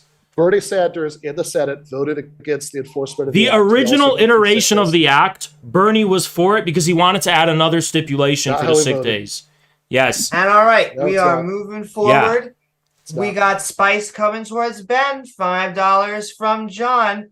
Why is Ben Burris here? I thought Haz was debating President. I think that was supposed to be Sunday, but we also want to remind all of our audience out there, always try and attack the arguments, not the interlocutors. However, if you would like to respond to any of that, Dr. Ben. I don't know enough about the inside baseball. President Sunday has not gotten back to me about when because he wanted to arrange a debate that he needed 2 weeks to plan for. He never got back to me about it. He said he would. So here I am waiting for him to get back to me. So it's that simple. Thank you for those responses and the super chat, Jonathan. And then a $5 super chat from Barry Schwitzer. Fiscal conservatives might vote for Trump, but MAGA are social conservatives, primarily white Christian nationalists. Thoughts from both? I don't think it's a specific ideology. I do agree, since the majority of people in America are in fact white, it's not a surprise that the majority of, the white collar working class, 57% of them voted in 2020 for Trump, up, 10 points from before. But you're noticing a trend. It's not about white, it's not about race. Hispanics, you're noticing a 10% point increase since 2016. When they're blue collar, they're voting for Trump. 36% of them in 2020. The trend is upwards, right? Even for the black blue collar, it's the same thing. The trend is upwards, far more marginally from 9% to 12%, but it's still consistent with the other trends that the blue-collar working class, regardless of its race, is starting to go toward MAGA. And that's a trend. Now, the majority of the non-white blue-collar working class is still not fully in MAGA, clearly not MAGA, but the trend is in that direction, and that's what the data shows us. So I would not say it's a white nationalist movement or whatever that means. It's an American movement. America is mostly white, but America is also black, it's also Latino, and it's also other things. And it's clear to me that it's a American MAGA, alternative America, non-hegemonic, non-official, unofficial America. You can't be a communist who wants to fight for the working class if you're going to be working within only the official America. You have to work within the unofficial, non-represented America that was left behind by the neoliberal elites. And then the question was for both. So yours, Dr. Ben, as well. So the claim was that fiscal conservatives might vote for Trump, which they certainly do. The overwhelming majority of people who voted for Trump were just people who voted for Romney in 2012. In 2016, at least 2020, there were more non-voters on both sides because the voting rates were unprecedented on both sides. It's still the case that the majority of working class voters voted for Biden, but of course the overwhelming majority of Americans are part of the working class, so that's going to be the majority of both Trump and Biden voters. As far as social conservatives, it's certainly true that Biden did a lot of socially conservative things that divide the working class by appealing to petty bigotry. But my biggest objection to them saying it's a white Christian nationalist movement is it's not a movement at all. There's no movement there. There's no alternative center of power there. There's just a fan club of one union-busted billionaire politician, and the purpose of the fan club is to get people to vote for one of the two parties of official America, which is the Republican Party. Thank you so much for You, those you literally responses. called for people to vote for Biden. It's hilarious. And that super chat, Barry. And then a super chat, $5 from Chris Albanese. To both interlocutors, from your perspective, who are the best political leaders currently in power anywhere in the world? It's very easy. Xi Jinping. It takes the cake. Xi Jinping. I think second right now, Vladimir Putin, Kim Jong-un. It's very easy for me. You know, Raisi in Iran, I'm a big fan. Ali Khamenei, I'm a big fan of them as well. Obviously, I don't really have much against Assad. It's really the counter-hegemonic international forces that I think are the best. And I don't really like Trump that much, the person. I don't hate him, but I'm not an unquestioning follower of Trump, the person. But I really like how Trump shook hands and met with Kim Jong-un. I'll never forget that. I think that, that is something no other president would have done. And I really appreciate about Trump. It really cements that MAGA isn't. I mean, that's something that Bolton and Pompeo were saying, no, don't do that. That was all MAGA. That was 100% red MAGA, what Trump did. And I want to strengthen and deepen that element of MAGA. And, it was a beautiful thing. Yeah, so I think it's pretty astounding to give Trump points for that because one, he actually brought the United States and North Korea closer to the brink of war than they'd been for decades. So what you're essentially giving him credit for is calming down from his own temper tantrum. And two, that led to not only no peace deal to finally end the Korean conflict, but the United States never even had a no first use policy for nukes against North Korea. That's exactly how meaningless that is and how far you have to stretch if you want to make this impossible case that the guy who doubled the rate of drone strikes, the guy who vetoed Bernie Sanders' resolution to end U.S. support for the genocidal Saudi war in Yemen, the guy who assassinated Soleimani and tore up the Iran deal and ended the opening to Cuba was somehow some kind of anti-war, pro-peace president. I also find it very, very funny to list Vladimir Putin, who oversees a gangster capitalist oligarchy, who is in fact the direct successor of the people who destroyed the Soviet Union and imposed neoliberal shock therapy on it, as guys, to call yourself a communist and say that this guy, I mean, Vladimir Putin, who actually in the speech he gave before invading Ukraine, blamed Lenin for enabling Ukrainian nationalism. Calling that one of your favorite leaders, I think, is pretty funny. I think as far as the United States goes, I think the person who's by far done the most to support working class politics is Bernie Sanders. As far as world leaders go, my vote would be for Lula da Silva, who who after being imprisoned under the Bolsonaro regime unjustly and very much with Trump's support, is now out of prison, is trying to end the war in Ukraine, is actually a thorn in the side of U.S. interests in many ways, but is actually somebody who represents a working class movement and not just some nationalist leader who crushes the working class in his own country while, sure, having an inter-imperialist rivalry with the United States, which describes practically everybody who we just heard listed. Inter-imperialism. This guy knows his Lenin very clearly. The KPR of the Communist Party of the Russian Federation. Sorry, are we doing a big back and forth now? Communist Party of the Russian Federation supports Putin and the special military operation. You already responded. I'm an actual communist. You are a Democrat, sir. You don't know. Stop citing Lenin, Democrat. Sorry, I'm very confused about what the format is supposed to be and right a $2 super chat from Sunflower. I think both sides made good points tonight. Thanks. Thank you so very much, Sunflower, for the support. And you got each a fan out there. And then a $5 super chat from Thunderstorm. Thank you so very much for the support and love, Thunder. Marx and Engels' ideology murdered an estimated 80 million white people in the Soviet Union on purpose. That is simply a lie. If you're willing to believe everything that these state-sanctioned, globalist-sanctioned history books tell you about the Soviet Union, you got to really question, are you really getting the real history? Or are you getting what they told you to think?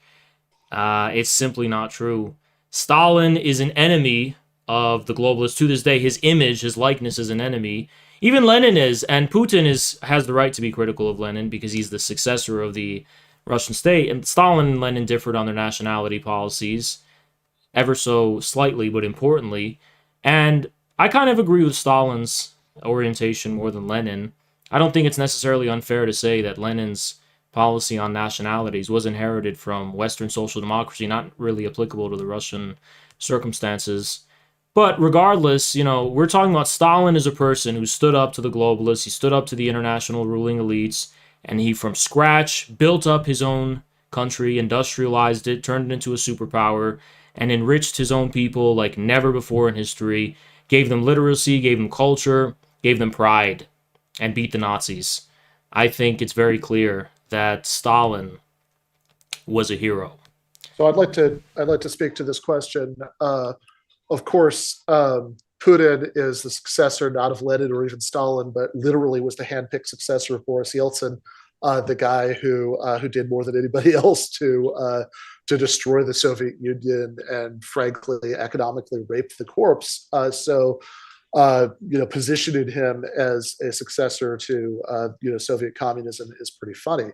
Now, I do agree that it's absurd to the say Soviet state officially that Marx's ideology was responsible for the crimes of Stalinism, because if you actually look at everything that Marx said about socialism consistently, Marx speaks out repeatedly against censorship. A lot of his early writings in the 1840s are about that, which is not surprising because he was the editor of a newspaper that was routinely censored. We heard a claim, by the way, earlier that the existence of democracy is incompatible with communism, which is certainly not Marx's view. In fact, Marx says repeatedly in the 1870s that in the most advanced democracies, which was the Soviet Union, it was democratic under Stalin, come about as a result of working class parties taking power electorally. You might not like talking that, about neoliberalism, not democracy. But that's what he says, and whenever he talks about what he means by socialism, again, no strict definitions. Marx doesn't argue like that, but he tends to talk about the society of associated producers. In other words, workers' control of the means of production, which is no. He said communism was the real movement. Pretty difficult. It's pretty different from what they had in the Soviet Union. The Soviet Union was a real movement of communism. Are we doing it back You're talking about jibber jabber. I thought we were just giving. No, you're just kind of a pseudo-intellectual who's like, oh, it's not real communism. No one buys that. Both of our Nobody buys that. And Thunderstorm, we now have a $2 super chat. Oh, we got Spice for you, Infrared. Has got his cheeks clapped. Well, we can take a poll and we can see what people think, but I think Dr. Ben is no longer a doctor. I've taken his PhD, and I've got 2 PhDs now, one from Asatar Bear, one from Ben. I've got 2 PhDs on my back, and I'm pretty confident in that. And he's doing the whole, oh, it's not real communism thing. Nobody buys that. It was real communism. Real communism was actually existing, real movement of communism in the 20th century. It's very clear. Everyone can see that. Good luck with your democratic socialist LARP, which just means voting for Biden and the Democrats every 4 years. And thank you, Soap, for your super chat. Infrared for your response. A $10 super chat from Johnny. Ben, why do you think farmers are Burgis? I can't even say. Farmers own their own farm and they hire workers. So according to your warped definition, they are the Burgis. Do you not see how insane this is? Okay, so I would say that if you're talking about agricultural labor versus urban, I don't think that's a difference in principle. I think that most farms in the United States are actually, most farmland in the United States that's being farmed, as is my understanding, is being done directly or indirectly by corporate agribusinesses at this point. So certainly people who own those are part of the bourgeoisie. If you're talking about smaller farms, bourgeoisie. Thank you. Oh, sorry. If you're talking about smaller farms, that's still the case. That that you have like a relatively small agricultural business that still has a bunch of employees. Then yeah, I mean if you're somebody you are still a petty capitalist at least. I don't think there's anything absurd about that. That's not a moral condemnation. right? That's not like, you're a bad person. But if we're interested in overall class analysis, trying to figure out what the interests are of different social classes, so we can try to think about how to get better political outcomes, so we can think about how to try to go beyond either, as you said, voting for Democrats, which is not great, or voting for Republicans, which is worse, because you're talking. Then why'd you tell people to vote for Biden? Who are, what's that? You told people to vote for Biden. Well, I say people should vote. So I told people not to vote. I told people not to vote because if you're faced with a choice between two enemies, you should cast a defensive vote. I've never voted in my life. It's kind of less damage. Cucked. And they have I don't know why you'd ask a question if you didn't want to hear the answers. So then they have and as far as ways in which Biden would do less damage, we've talked about that extensively. That they have that while of course Biden is a representative of one wing of capital. And again, I was the first one in this debate to bring up his invocation of the Railway Labor Act, and I've certainly written extensively World War III, about that. hooray! Overall, Harm reduction.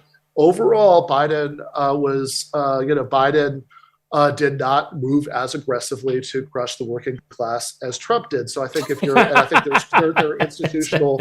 That's just true. Biden involved the government. Biden used the government. Reasons for that. He's a fascist. The strategies of the two parties that you would expect.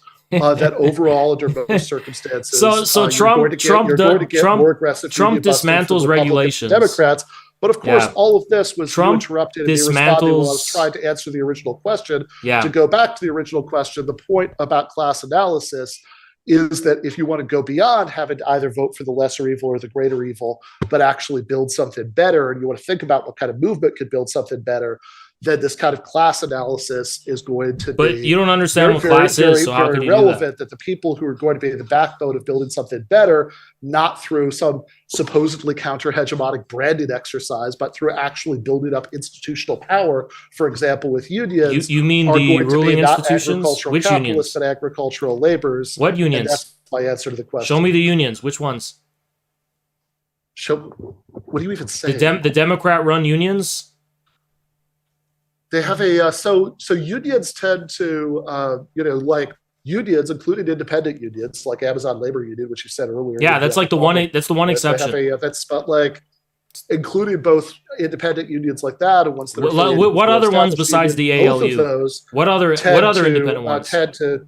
There's no other. It's just Democrat-run unions. You have to vote for Democrats or Republicans in an election. They'll tend to go for Democrats because they know that the Republicans are going to more aggressively. Even you don't believe that. The Democrats are in bed with the bureaucratic unions.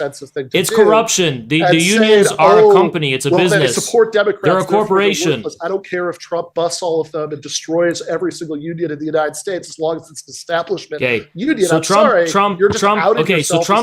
the working class, which makes sense. Trump is busting the unions. Trump is busting the unions by dismantling big government, and Biden is busting the unions by using government as a cudgel against the workers, whereas Trump is just dismantling government bureaucracy, which I'm all for. I want to dismantle the government, not use it against workers, which is what Biden did. Trump did not do that.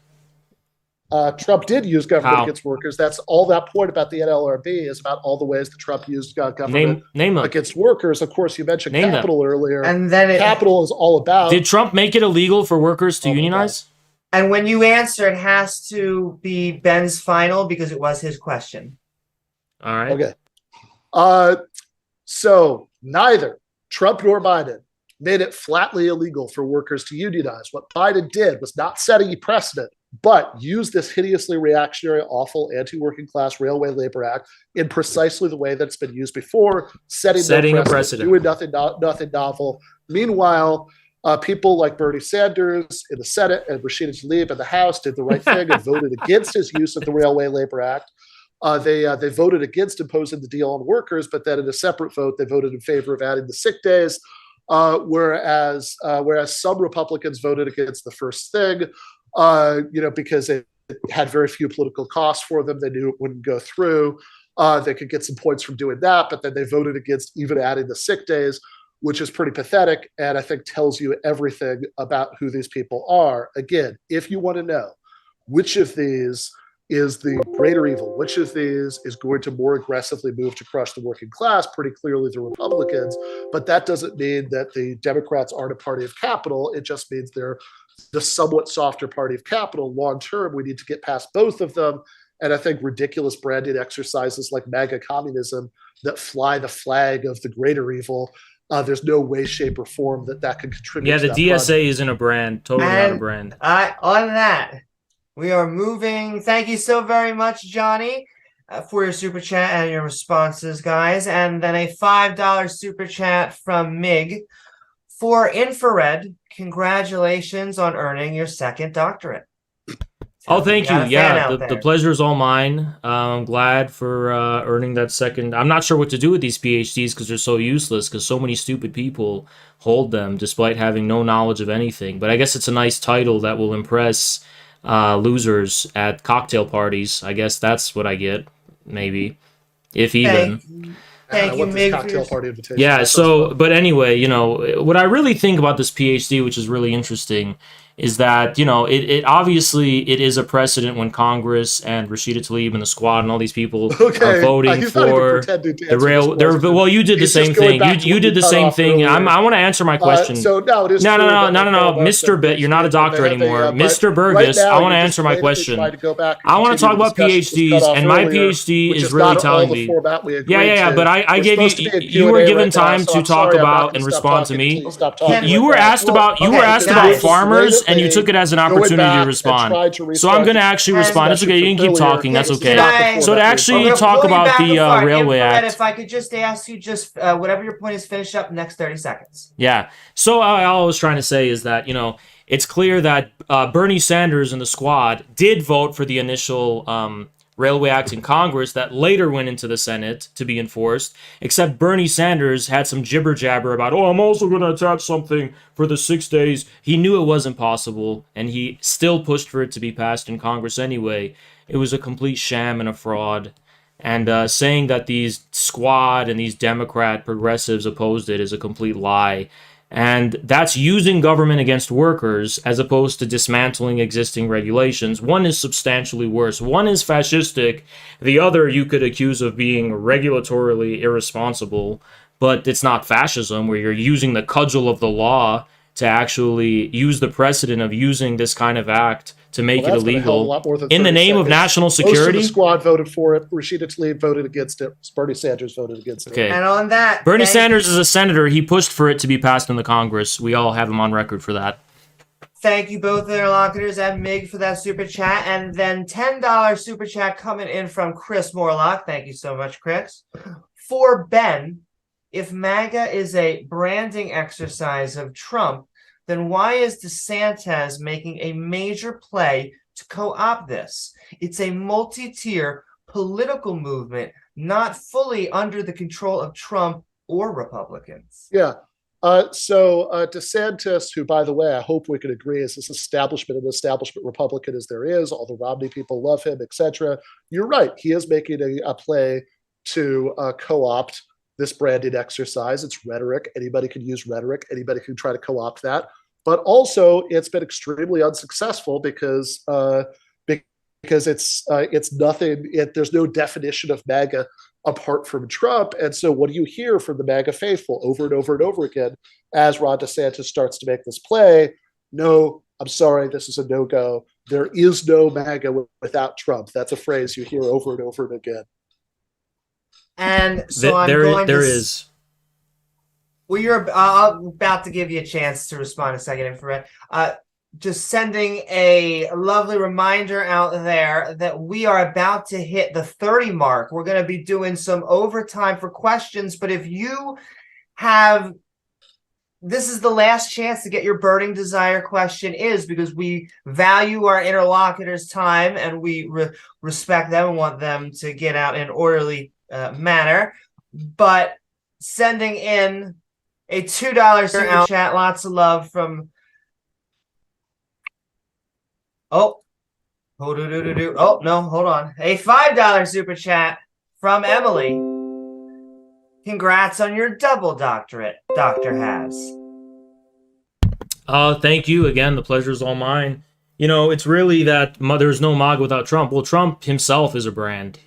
Trump, the political actor, he's just a chaotic TV personality guy. Yeah, he's probably going to be immortalized in the MAGA movement's future as a meme. He's a meme in our community too. But to say there's no future of MAGA without Trump is not true.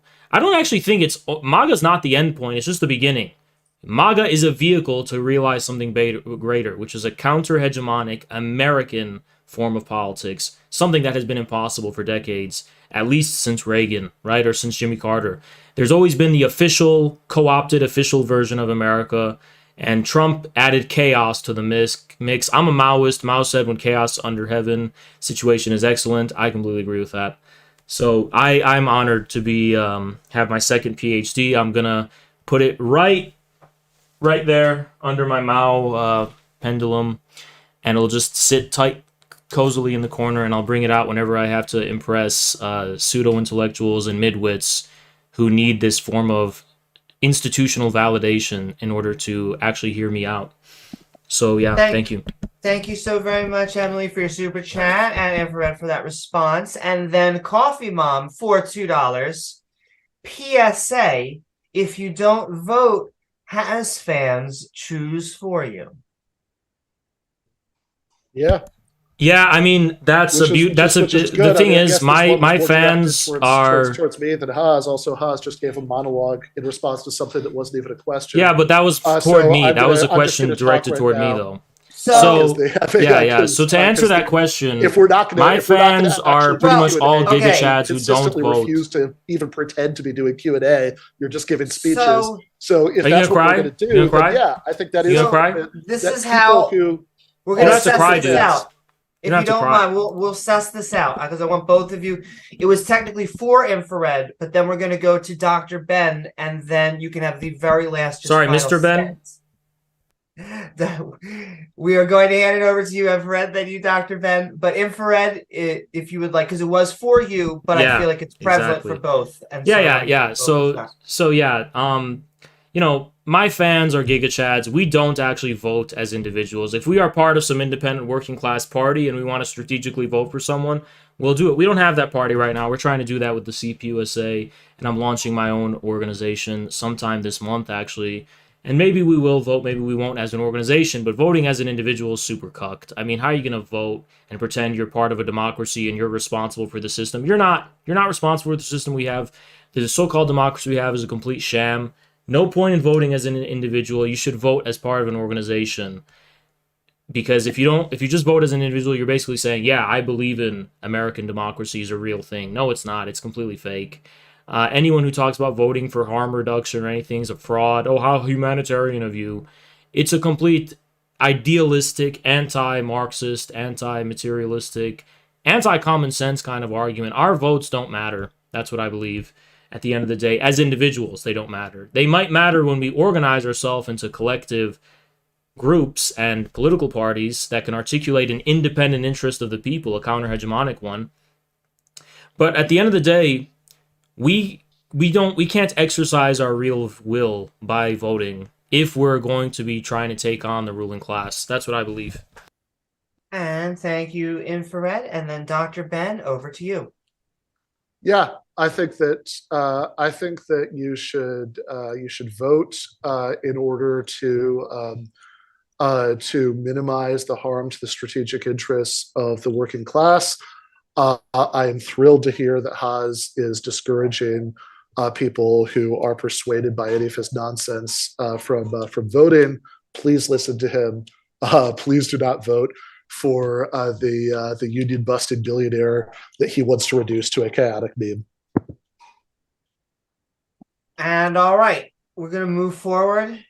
$5 super chat. Also, thank you so very much, Coffee Mom, for the support. $5 from Yellowstone Commie. Has with the easy W. Got another fan out there. I think it's self-evident to anyone with a brain. Appreciate your comment. You know, it's just sad that Mr. Burgess didn't do his homework about basic Marxism. Maybe he would have done better. But it's quite sad, you know. But thank you so much. Appreciate it. Thank you so very much, Yellowstone, for the support and that response. And then $5 from Brenton Lengel. Has please define fascism?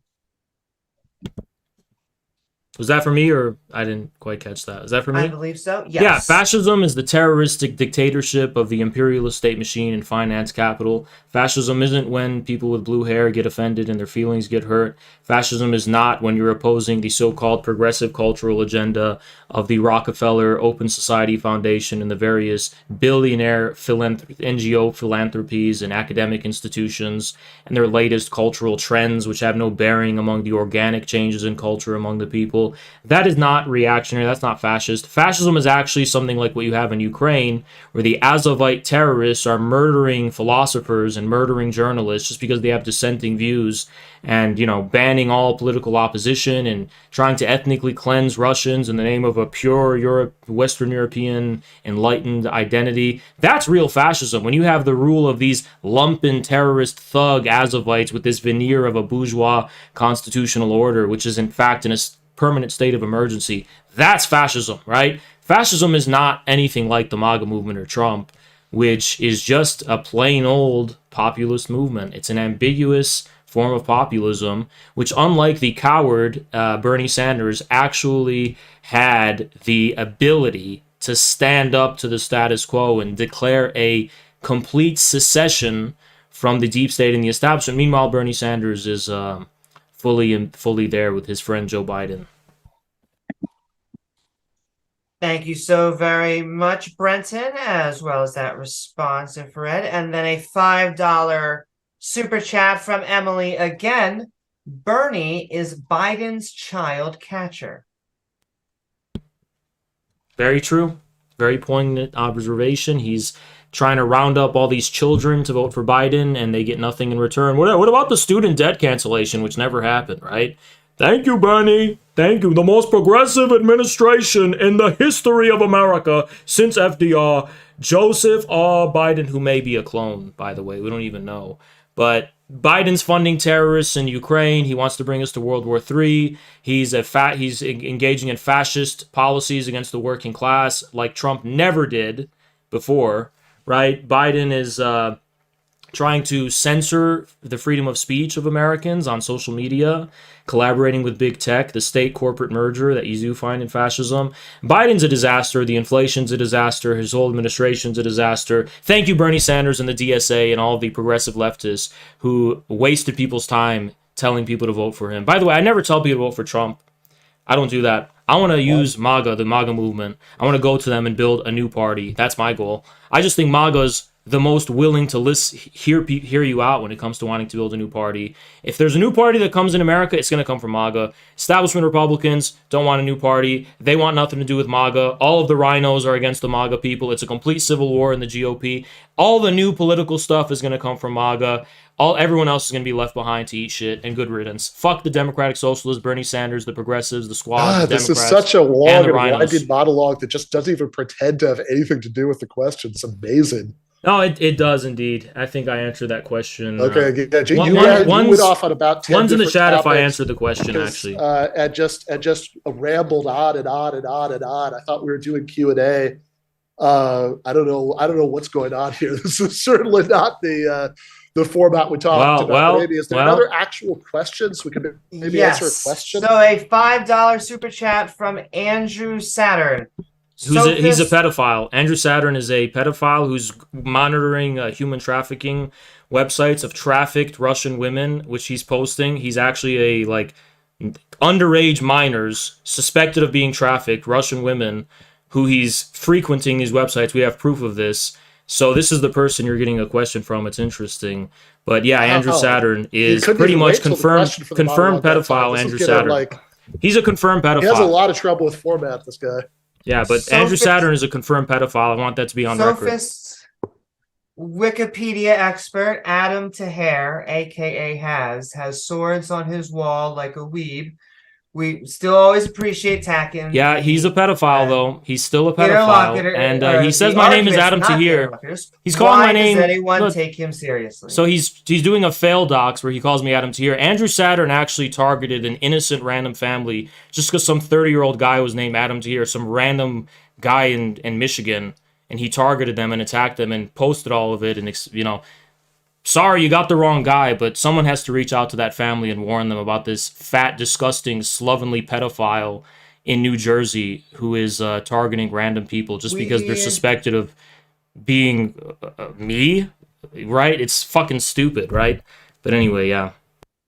Thank you so very much, Andrew, for the super chat and your response, Infrared. And then we are moving forward. A $5 super chat from Samir. Dr. Ben, please pull up the data for the percentage of government subsidy farms by state. It's scary. Over 77% in some, mostly red states, too. Okay. Sure, that sounds right. That there's a lot of government subsidies for agribusiness. I'm not sure if there's a question there. But yes, that sounds plausible. Thank you so very much, Samir, and your response, Dr. Ben. And then John R., $8 super chat to both speakers. What revolutionary potential lies in service workers in particular? Make sure. To both speakers, what revolutionary potential lies, I imagine, are in service of workers in particular? Service workers, is that it?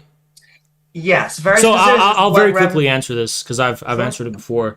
I don't actually discount service. Majority of workers are probably service workers. I think the revolutionary potential comes when they're not attached to their workplace and they're not loyal to their workplace. So when service workers stand up and say, this is a bullshit, pointless fucking job that should be automated and I shouldn't have to work this stupid job, we should just reduce the labor hours and have real jobs, right? So more people can have them. Then that's where they're revolutionary. When they want to be emancipated from their dumb, demeaning, slave-like, service-like jobs, that's the revolutionary potential. But when they're like Starbucks baristas who say, we want to be like the Twitter employees who have all these amenities and all these privileges, and we want to basically be happy working at Starbucks, and Starbucks is a beautiful job, we just want to make it better with more rights and stuff, that's when they're counter-revolutionary, because they're trying to do trade union, craft unionism, which is a reactionary force among the working class, basically trying to escape the generality of the predicament of labor, create these new institutions where they can be coddled and be separated from the working class, and also loyal to the Democrats, which is what in practice happens,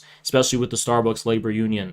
So it's different potentials. When they hate their jobs and they're fighting against the very existence of their own jobs in favor of maybe UBI or reducing the work week or something like that, even on their Bitcoin grind set, whatever that shit is, Wall Street bets, whatever, trying to find alternative ways of living and emancipate from the bullshit jobs, that's when they're revolutionary. But when they love their jobs and just want to unionize them and be coddled within those jobs and institutionalize those jobs as an arm of the fascistic Democratic Party, that's when they're reactionary. So there's two elements and tendencies among service workers. I think the one I pointed out first is the majority. Majority of service workers hate their jobs, want to be emancipated from it. A minority of the most privileged ones, the Starbucks ones, you don't see the Dunkin' Donuts workers doing the Starbucks shit, right?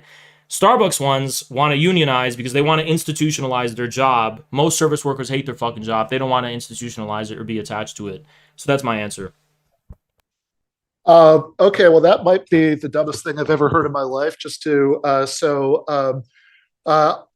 Haas acknowledges that the majority of the American working class is in service work, and it sounds like he's opposed to any effort by the majority of the working class to get more control over the wages and conditions in which they work, because anything in service work that's doing that is just reinforcing the existence of service work. Obviously, as far as automation goes, whether we're talking about industrial production, whether we're talking about slinging coffee at Starbucks, whether we're talking about anything else, automation under conditions of collective ownership and control by the workers is great because it just means that there's less hours that everybody has to work. That's equally true in both of those sectors. Of course, automation under capitalism often plays out in a much more destructive way. The idea that there's something that's like different about Starbucks than Dunkin' Donuts because of the clientele is pretty ludicrous. I think that they get paid way more on average. That Dunkin' Donuts workers, I hope, will surprise Haas, and if they did, I would certainly support their unionization efforts. It sounds like he would not, which is maybe not surprising. Nah, they're not going because to do this that. whole thing tonight has been trying to argue that the fan club of a union busted billionaire is somehow counter hegemonic because like they don't like the liberal media. And to add on to the Oh question. my God, hi. To add on to the question. Amy, are we going to do the format here or not? Like, you've got to, most people don't want to be tied down to their jobs. Or are we going to just take turns? They're not going to get more control. Answering the question, which by the way has already gone. You're getting angry. Mr. Ben, you're getting angry, Mr. Ben. Because this is Why are you getting angry, Mr. Ben? This is getting insufferable. It would be nice if we had a moderator. You can let your tears loose. Mr. Oh my Ben. God, Jesus Christ, man. You're such a You sound a little bit angry, Mr. Ben. Just sound be a little quiet bit angry. for 2 seconds and let's stick to the format that we agreed to. You sound a little angry, Mr. Ben. Yeah. Well, I think extended conversation with idiots does that. Amy, but you have yet to where prove are we in the format? Yeah, but you're the idiot here. Oh my God! You're talking to yourself. Shut. Are you gonna cry? You're yelling now, dude. You sound angry. No, I'm telling you to shut up, Mr. Ben. Because Mr. right Ben. now you are breaking. Calm down, the Mr. Ben. Agreement that we had about the Calm format, down, Mr. and Ben. you were just going on and on. Here's and that on soy and Starbucks on, rage. And Here's I'm that soy asking rage. our moderator to please moderate. Mr. Ben, calm down. It's not Oh that my serious. God, Haas. Mr. Ben, stop. we're at the end of it. It's not that serious. Stop. We're at the end of it, Ben. Mr. Ben, Stop. we're at the end. Stop. Stop crying. Stop. Mr. Ben, Mr. Ben. Stop. You have idiot rage. I'm sorry. The I'm rage not of an gonna let you imbecile. monologue over this. It's the rage of an imbecile.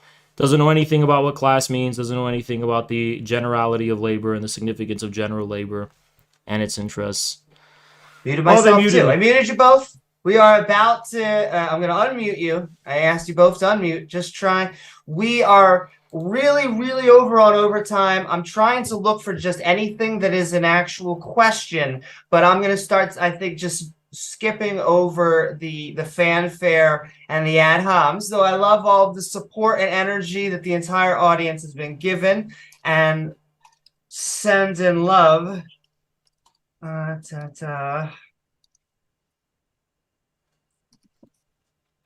Give me yeah, we're going to be moving fast because I'm skipping. How many times will I vote?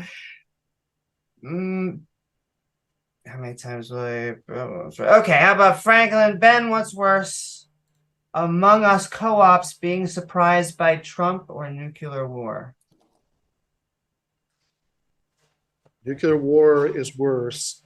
And as far as how we got to this point, Trump actually did a lot to escalate U.S.-Russia tensions. He sent heavy weaponry to Ukraine, which Republicans have criticized Obama for not doing. He's trying to have it both ways and move towards pretending to be pro-peace now that he's out of power.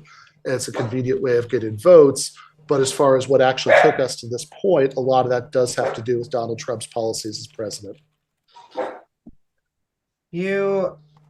Have you spent significant time in any of these anti-homogeny countries? If not, why? From Brenton, $5 super chat.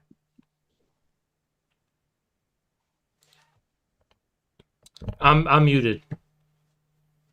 I'm muted. Oz is muted. You have to actually. I can only give you the permission to unmute yourself. Oh, okay. Sorry, I just saw that. So the question was, sorry, can you repeat that? Sorry about that. Absolutely. The question is, have you spent significant time in any of these anti-homogeny countries? If not, why not? I have rarely left the U.S., mostly because I think I traveled to the Bahamas once when I was a child. In my adult life, I just can't afford it. I plan on, I don't know if I can go to Russia. I plan on going within the next 2 years. Same with China, but, I've had a childhood vacation outside the U.S. like once. I think. I don't even know if it was outside the U.S. I don't even know if it was the Bahamas. I just don't remember. But I've just never really been outside the U.S. I'm actually an American. I care about America, right? But I also care about being counter-hegemonic and fighting the globalist deep state reigning over us. And I could recognize that the states, these other countries are fighting the hegemony. So I support them, right? They're fighting the enemy of the American people the way I see it. And, it's the people who were, in Trump's administration, selling arms to Ukraine, sending more arms to Ukraine, even though Trump wasn't responsible for that himself, because Trump is just a TV personality. He's not really a serious political leader in any capacity. He's just a TV personality who spoke enough truth for working class people to start rallying behind him. It's just things like that, I support counter-hegemonic forces. I don't support, privileged Starbucks baristas relative to other service workers trying to create new bulwarks and fortresses of the hegemony in the form of these unions, talking about harm reduction and improvement of conditions. It's not going to happen. McDonald's workers don't give a shit about their job enough to want to unionize. They want to emancipate themselves from that job. And Mr. Ben wants to tie them down and enslave them to these humiliating, anti-human 9-to-5 wastes of human time, because it's easier to control them and, control their consciousness and indoctrinate them into becoming Democrats and agreeing with everything Pfizer and the media says. So, yeah. Thank you so much for that super chat and your response. And then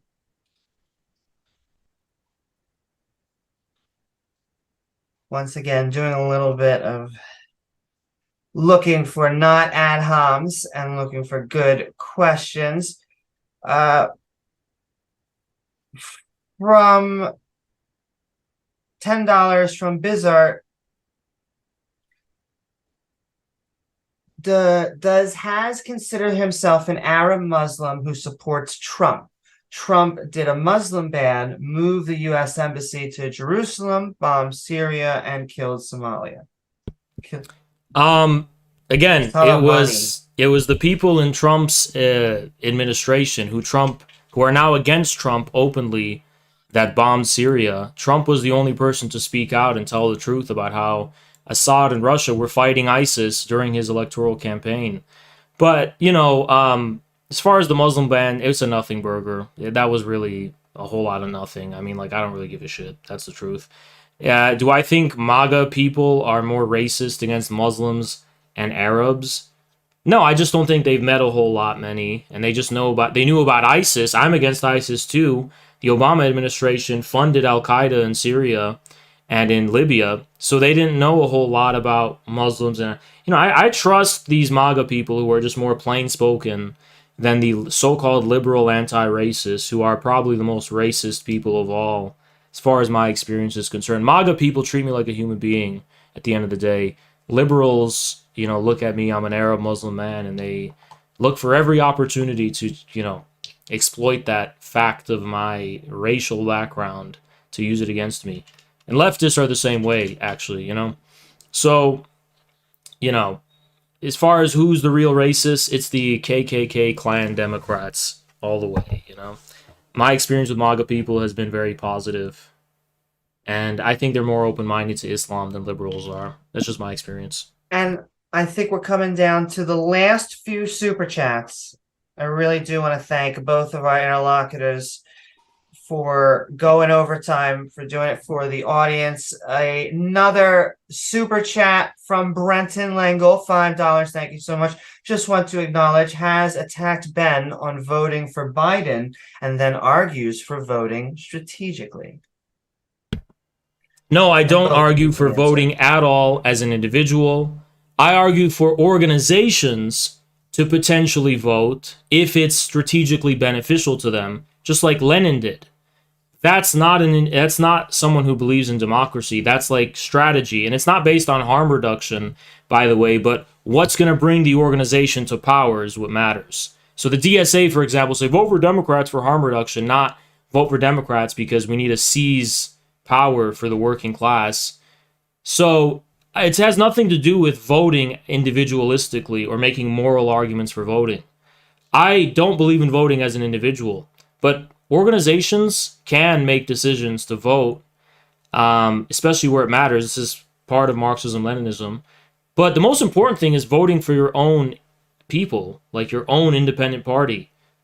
That's usually what we're talking about here. Yes, tell your party to vote for your own party's candidates. If the Communist Party candidate is running for local office, who's your local. Yeah, you got to tell your people to vote, of course. As for voting for one of the two major parties, I can't really see a scenario in the U.S. where that would be appropriate, even for an independent organization or party. But there's no eternal rule. There's no, the point is against individual voting. That's my point. Thank you so very much, Brenton, and your response, Infrared. And then our last two of the night. From Braun, $5. Ask Ben if he believes in the labor aristocracy. Has knows what to do next. No, I don't think that's a useful theoretical construct. But I'm also very curious if these McDonald's workers that Haas doesn't want to allow to unionize. Plenty of McDonald's workers have been fired for trying to unionize. It sounds like he would be on the side of the bosses who fired them because he thinks those unions would tie them to the jobs somehow, even though the actual effect of unions is to give people more time off for those jobs. I'd be fascinated to know I'm not. I don't want to stop them from doing it. I just don't want to waste time. Trying to organize unions are part of the so-called labor aristocracy. Yeah, I'm not going to stop McDonald's workers from unionizing. I'm just not going to waste any time as a communist pretending that's the labor movement of the working class and using all my resources to go and do it. Like the CPUSA uses all the resources to go and try and organize baristas. I would not do that for any segment of the service industry at all. It's a waste of time. I'm not going to sit here and help McDonald's stop I don't care what the outcome is. It has nothing to do with me. It's that simple. Thank you so very much. This is going to be our last super chat question. I do want to send a super thanks to everyone who has sent in super chats. There were a bunch more support for both of you guys. So I think it was a lively debate and the audience loved it. And this is basically the double Q&A time. And so I really do want to thank you guys for basically sticking around. But the last question of the night from Mark Reed, a $5 super chat, can you explain what C, S, and V is in the labor theory of value and explain the relationship between them? So if you're referring to the generation of surplus value and constant capital and variable capital also has to have the quality of being able to produce the surplus value, which initiates the process of capital accumulation. Now, in the beginning stages of Capital, Marx doesn't really explain the kind of material basis of why this is. He just explains that it's something that happens. But he very clearly understands later in Capital, and especially in the Grundrisse and so on and so forth, that why this happens is because value and capital is nothing more than the crystallization and estrangement of real labor, the process by which mankind on a social level transforms the natural world. How surplus value actually comes to be produced, it's not simply the difference between constant and variable capital. Go do your homework again and read about it. Because the production of surplus value, and this is especially clear in the whole disputes about the transformation problem, is much more subtle and complex than that. Because you're dealing with the transformation of something at a local level to a social level and an aggregate level, right? That's where the surplus is actually being produced. So go ahead and do your homework again, because you clearly are not well up to speed on it. And all right. With that, it's going to come to our conclusion on tonight's debate of Trump communism on trial. I do want to thank everyone out there for joining us on Modern Day Debate. We are a neutral, nonpartisan platform welcoming everyone from all walks of life. If you're looking for even more fantastic debates, we are now all over the internet, including your favorite podcasting platform like TikTok, Spotify, YouTube. Hi, YouTube. So if you enjoy the show, please don't forget to like, follow, or subscribe. It helps the algorithm send us out to even more people and get a wider audience, including tonight's debate on Trump communism on trial with our debaters, Dr. Ben and Infrared, who were here to help us find that answer and gave us 2 scoops of Q&A. I so much thank you. Plus, if you like what any of our guests have said tonight, all of their links are in the description below. You can find them right down there. Finally, if you're looking for even more fun after the show, feel free to check out our MDD Discord, which often throws after parties around the topic. And with that, I am Amy Newman with Modern Day Debate. We hope you continue having great conversations, discussions, and debates. Good night. Thank you so much for hosting it. You did a great job. It was a pleasure. Always a pleasure to be on Modern Day Debate. Probably the best, I would say the best debate platform on YouTube, right? The best one. Thank you so very much. Yeah. And I just want to apologize for my little mishaps. Like I No know problem. that the muting, it took me a second just to see like, oh, okay. And then I want to thank you guys. Yeah. I know Thank you it so was much. agreed upon 30 minutes. And I feel bad when I get super chats not to do them. But then at a certain point, I realize like they're never going to stop. It will never end. And so I really do want to thank you, Infrared and Dr. Ben. I think it's the best on YouTube. I think Mr. Ben here is a little angry. I'm in a jolly, jovial mood. Celebrate. Yeah, I'm my a little victory. angry because you broke our agreement many, many times. No, you broke it by interrupting me. Do you remember how you interrupted me? No, I'm sorry, but like... No, let's you're lawyer saying, up. like, Let's lawyer up. 10 seconds after Mr. Ben, you asked me a direct question, Mr. Ben, I let you slip out. I you didn't say interrupted that. me That's what even you're before calling that. interrupting. You interrupted But me you even before repeatedly that. took advantage of what was You supposed to be established Q&A the precedent to of monologue interrupting me. about things that had Mr. absolutely Ben, nothing don't to get do with the angry. question. Mr. Ben, You don't get repeatedly angry. just gave yourself You interrupted new me rounds of first. speaking. You established They that have precedent. I was sticking to the we rules. said we're going to do this. We're going to strictly enforce these. Yeah, but then these you time interrupt me. limits. You didn't You even interrupted me. pretend that you were following that. But then you interrupted me, you Ben. That's the lied. problem. You're a liar. So I think you I'm should not be a liar. ashamed of You yourself. interrupted me first, Ben. So, That's the problem. I hope that people who agree to debates with you in the first place you know interrupted that me your word is first. worth. Ben, you broke the agreement.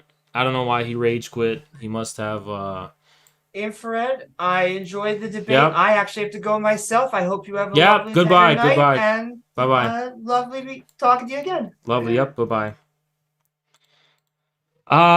Ben, he rage quit in a fit of rage. In a fit of rage, Ben left the debate because he interrupted me first, and I was like, okay, are we doing this interrupting thing? You know, I was pretty civil about it because here's the thing. It was just the Q&A. Who cares about the Q&A, right? The main debate, I was following the rules the whole time. No one can deny that. He actually interrupted me in the main segment of the debate. He did that first. I let it slide. Then when we got to the Q&A, I took a more light-hearted approach, but I also wanted to defend my arguments.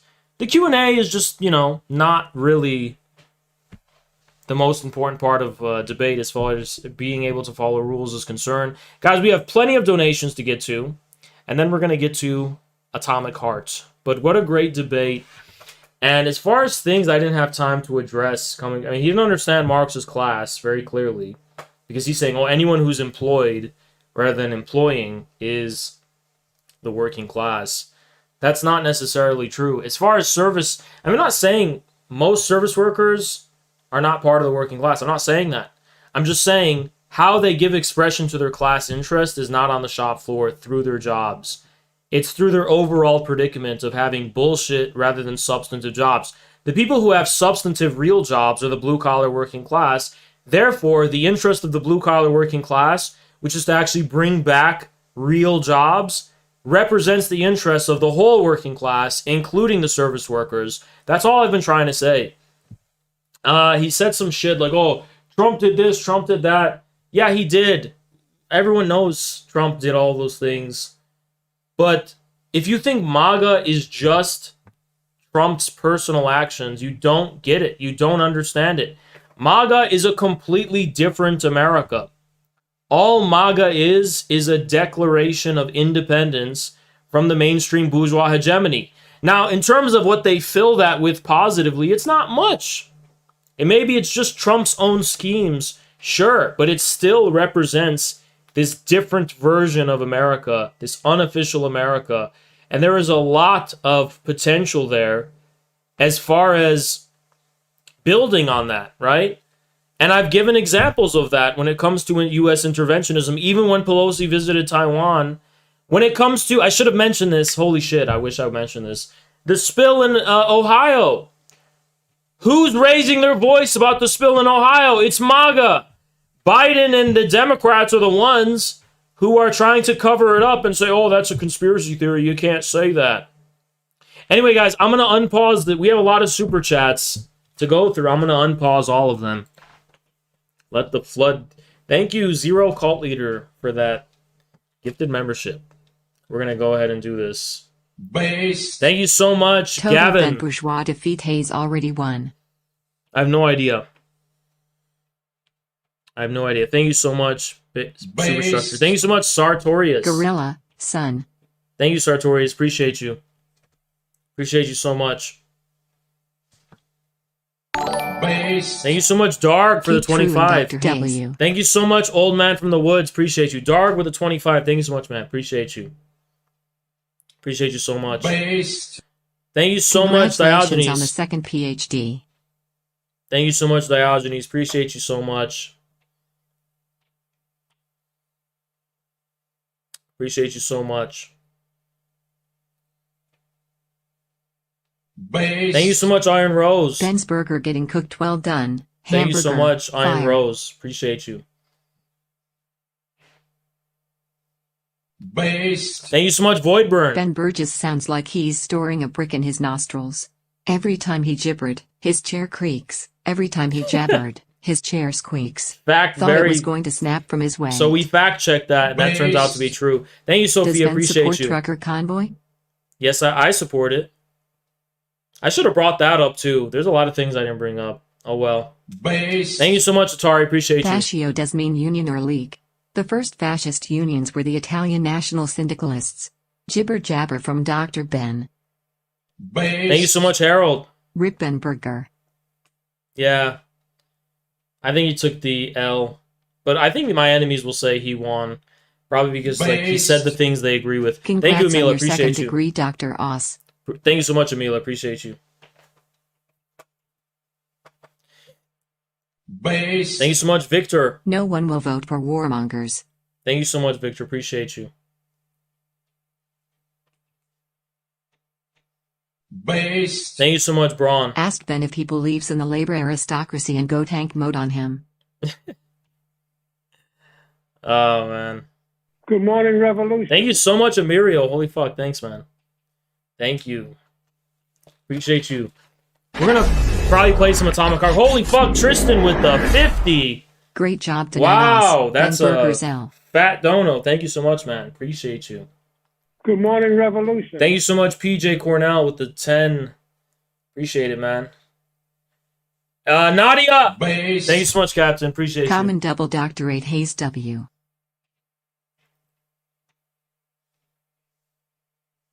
Appreciate you. Thank you so much, Wings. Appreciate you, man. 2 PhDs in the bag. Oh. Son, gorilla. 10 minutes. Yeah, I can. Are you done? If you leave your thing. I really like those plays You'll of leave the it? Two Robot Lovers by Russian cosplayers because they're so Thank high you so quality. much. Do you Is want that to come on? Rom? Monkagiga. I don't think I'm cute right now. You don't want to? No. Deeply Okay. entertaining Thank you so debate much. tonight, Dr. Okay, Oz, thank you so much, PhD. Violet. Appreciate you. PhD. My favorite part was the Soidern Lono. What was your favorite part? Thank you so much, Emila. I have never seen a more thorough evisceration in my life than this debate. Oz obliterated Ben.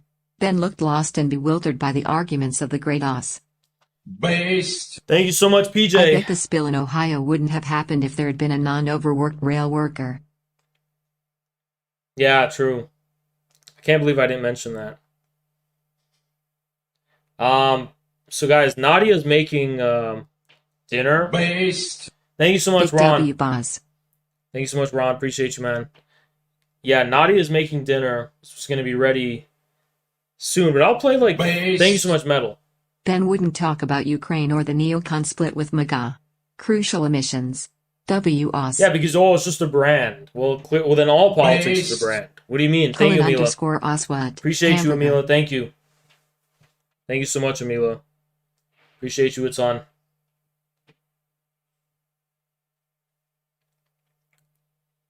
He was getting really heated. Ben was getting heated. Thank you so much, Flaming Light. After all of that bickering and jibber jabber, I still do not know what the positive content of Mr. Ben's position is. Oh, MAGA, this whole thing's... He's a union buster and it's ridiculous. What?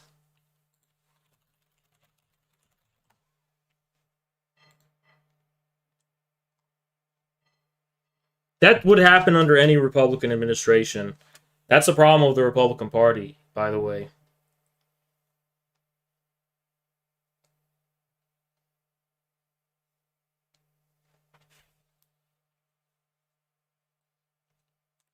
Thank you so much, Mecha Ben Kobo. seething. Infrared rising.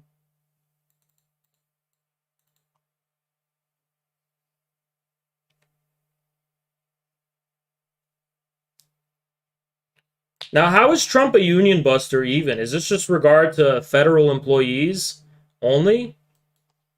Or what? Because I hope people know our railways are privately owned, not owned by the government. I hope people know that. But, so that's like, what? It's probably just federal employees. Oh, he's a union buster. Get out of here.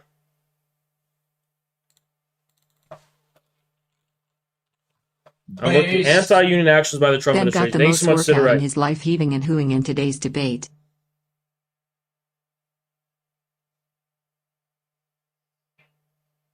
Okay, let's look at the anti-union actions by the Trump administration together, because let's all learn together, right? This stuff looks pretty serious. The anti-union hit list, this is what he was talking about, this is something else. Issued a memo regarding his anti-union priorities immediately after taking office. So this is just a Republican. Trump was running on the Republican ticket, unfortunately, and this is just what any Republican would have done. Cracking down on the bannering, the rat, and the fat cat. The Trump administration issued an advice memo finding that building trades union use of a large banner and a large inflatable fat cat was unlawful secondary picketing activity. Oh no, an inflatable... Oh god, this is horrible. Made it more difficult to picket a subcontractor, finding that the workers were supposedly attempting to pressure the property manager rather than the employer. So this is just bureaucratic bullshit. This is union busting? No, it's not. How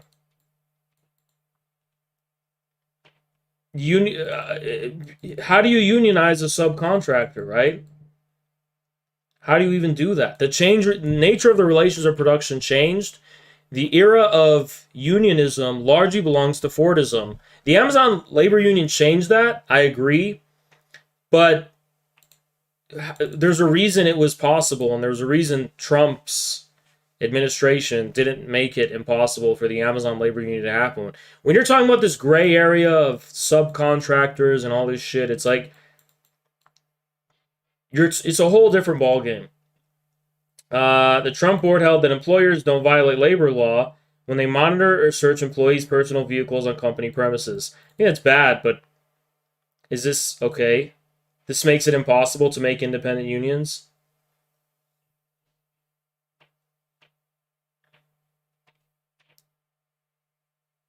This is kind of vague, but okay. Most shit is online anyway, right? Okay, this doesn't seem very substantial to me.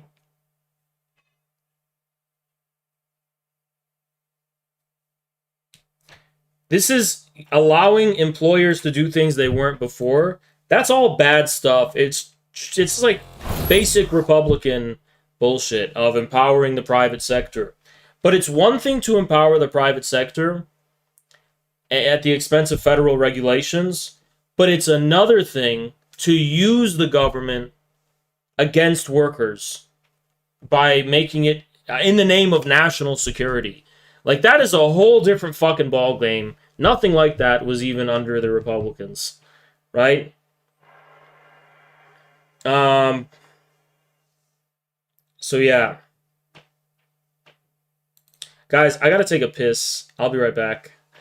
But Nadia's making food, and I have some time to spend with you guys to play Atomic Heart, right? But I'll be right back. I'm gonna go take a piss. I'll be right back.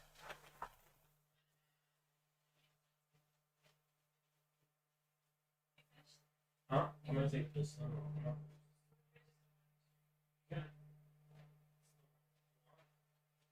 Go on there. Don't touch anything. Will not.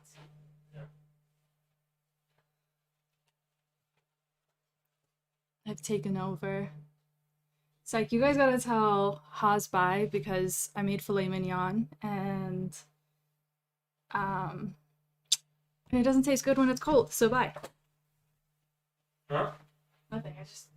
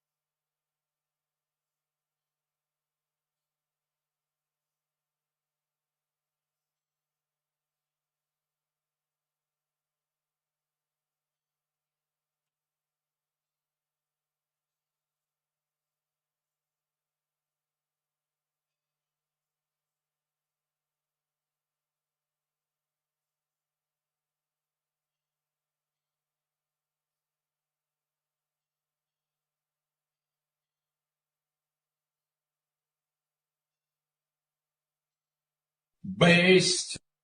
That male moderator was a clown.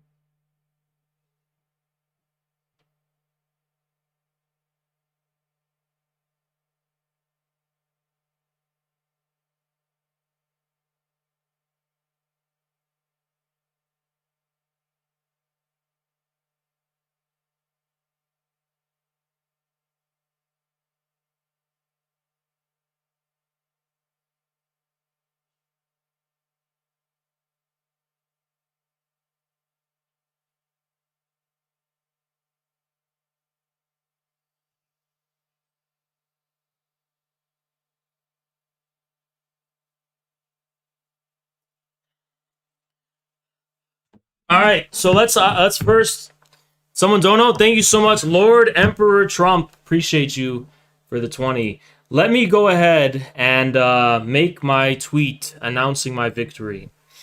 I am pleased to announce the conquest of my second PhD. I am now a doctor, double doctor, or DDR. Should I say that? I am now a double doctor, or DDR. I am now what is referred to as a supreme doctor. Supreme doctor, I like that one. A supreme doctor. And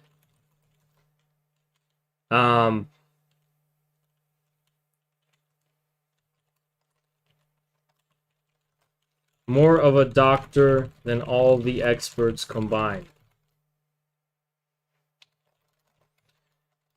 Unfortunately, Ben is no longer a doctor at all because I took his PhD from him and it's mine now. Sorry, Mr. Burgess. That's my tweet.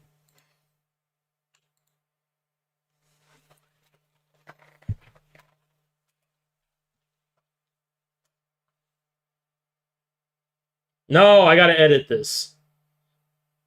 I spelled from wrong. Put from. Okay. Updated.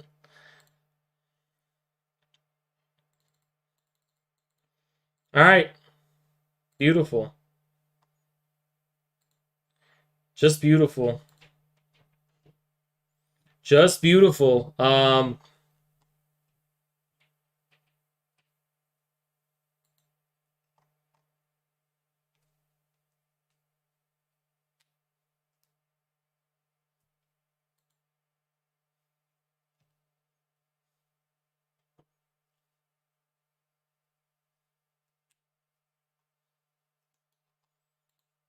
I'm glad to see some people who disagree with me about the barista thing still agree with me overall because, yeah, Ben is a Democrat shill. Overall, like, he's a Democrat shill. He supports the Ukraine bullshit. He's running apologetics for Biden's fascist regime, and that's what matters at the end of the day. Like, it's like I want to tell the Midwestern Marx people, you want to go organize the Starbucks people into a revolutionary movement? I'm not going to oppose you. Go do it and be successful. I will not oppose you. I just personally don't think that's the move and that's the most wise use of resources and strategy, especially because of how much the blue-collar working class has been neglected. But if you want to go do that and you're not an opportunist and you're not someone who's going to shill for Democrats, you have my support, right? I'm not going to oppose you in doing that. Like, prove me wrong. I'm not against you. As long as we're all on the same fucking side about the hegemony being the enemy, that's all that matters, right? The whole barista shit was accelerated because of how much our enemies got so butthurt by it to the point of supporting NAFO neo-Nazis and, like, people like Andrew Saturn who, like, revealed to the world they were open pedophiles. It's, like, crazy shit, right? Yeah. But anyway.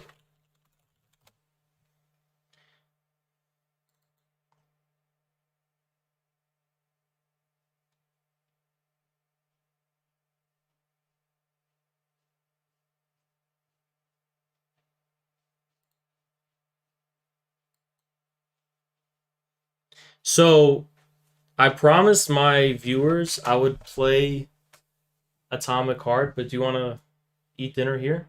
No, this is a filet mignon. Let's have dinner here. It's a table. No. It's a nice table. No. No, it's a nice table. We can... All right, I'll just eat alone. No, come on. Just eat here. Pull up a chair. I worked really hard on this meal. Wait. Stop. Alright, well, guys, listen, tomorrow we're gonna play Atomic Heart in a huge long stream, which I'm gonna stream early. I promise and vow this to you, okay? It's just that Nadia's been working so hard on a very extravagant steak dinner. It's a filet mignon. A filet mignon, okay? And you know what I mean? It's like, it's also, I would only be able to play for like 30 minutes or 45 minutes. But we're also going to watch the Three Body Problem while we eat, right? Mm-hmm. Because we've been watching that Chinese show, The Three Body Problem, every night. And she only likes watching one episode a day. And what do we have with those episodes?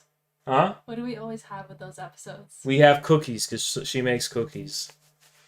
And non-alcoholic Khomeini beer. So she put me on this, I also, what's the point of that? But if I'm an adult and I want to like sit and kind of have a snack, non-alcoholic beer is the move. It's got a lot of carbs. It's not like sugar. it's not sugar. It's not like for babies. And it's just nice to have a non-alcoholic beer while you watch the Three Body Problem.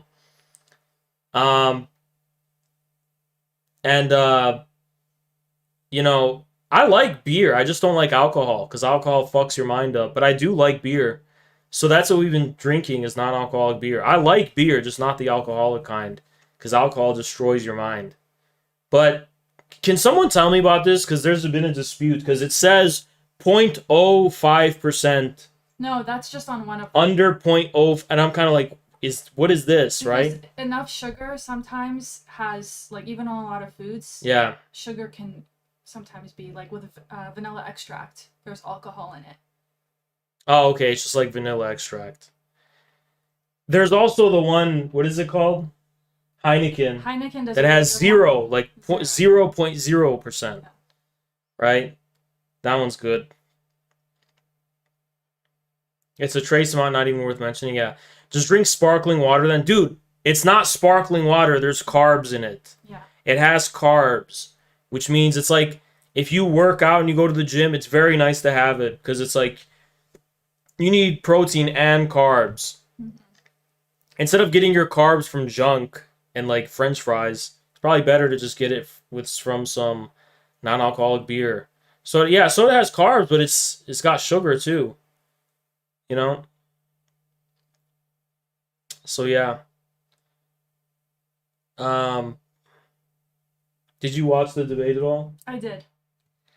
I watched them. So Ben was getting a little heated in the Q&A, and it's like, dude, why don't you just have an open debate? And it's like, he needs it to be so formalized. And I was following the rules until he started interrupting me, and I was like, okay, let's just have the debate, dude. You don't have to, like, be such a stickler. Like, oh, if you interrupt me once, I'm quitting. Well, he interrupted me, and I didn't quit. So at this point, it's like, let's focus on the substance. I think Ben just wanted to, like, make his statements without any pushback. Is he like a professor? I think, but he said a lot of stupid things about Marxism, which weren't true. He also claims to be a Marxist, but talks about harm reduction, which is idealistic and liberal. Has nothing to do with... Marxism is about class warfare. What does harm reduction have to do with class warfare? Nothing. Repeat. Thank you, Lado. Lysenko is biologist and nutritionist, recommends consuming pure sugar and honey. The honey shit, I understand. I've never heard the pure sugar stuff. Yeah, I'll check it that's out. crazy. But, you know, it's like... He's like, oh, harm reduction for the working class. We're not the nannies of human beings in the current system. We want to build working class power to take power. The conquest for power is what matters, not making life better under the current power. Even if taking power results in the short term and life getting worse, it's better than promoting life getting better under the current hegemony. Period. Because the current hegemony in the long term will destroy the human race. Go eat with Thank Nadia. you, Violet. I know how hard filet mignon is to cook. Atomic Heart can wait till tomorrow. Thank you so much, 07. Violet. I appreciate Thank that. you, Violet. Let's go. I have Okay, okay. okay. Violet. All right, okay. Guys, great debate. Great debate. And we'll play Atomic Heart tomorrow, I promise. We'll play like 3-4 hours of it. Possibly on Rumble. I don't know. I'm gonna make a sandwich tomorrow, so you can be here. Do you Tomorrow have... night. I'm going to just stream early tomorrow. Like, I'll stream at 4. If I streamed at 3 p.m., how many of you guys would show up? Listen, when Arab people tell you that they're gonna show up to no. a place, just add 2 or 3 No, I can't, because my hours. workout is Because easy they don't tomorrow. believe in clock time. No, my workout's easy tomorrow. I can easily stream at 3 p.m. So I 6 just- p.m. it is. No, 3, and then I'll stream from 3 to like 9. So 3 p.m. Arab time. And then like That's what Jennifer said. you know, we can have any kind of dinner. Okay, let's eat. All right, Yalla. 3 or 4. I don't know, 3 or 4. Anyway, guys, I'll see you tomorrow. Great debate, beautiful debate. See you guys tomorrow. Bye-bye.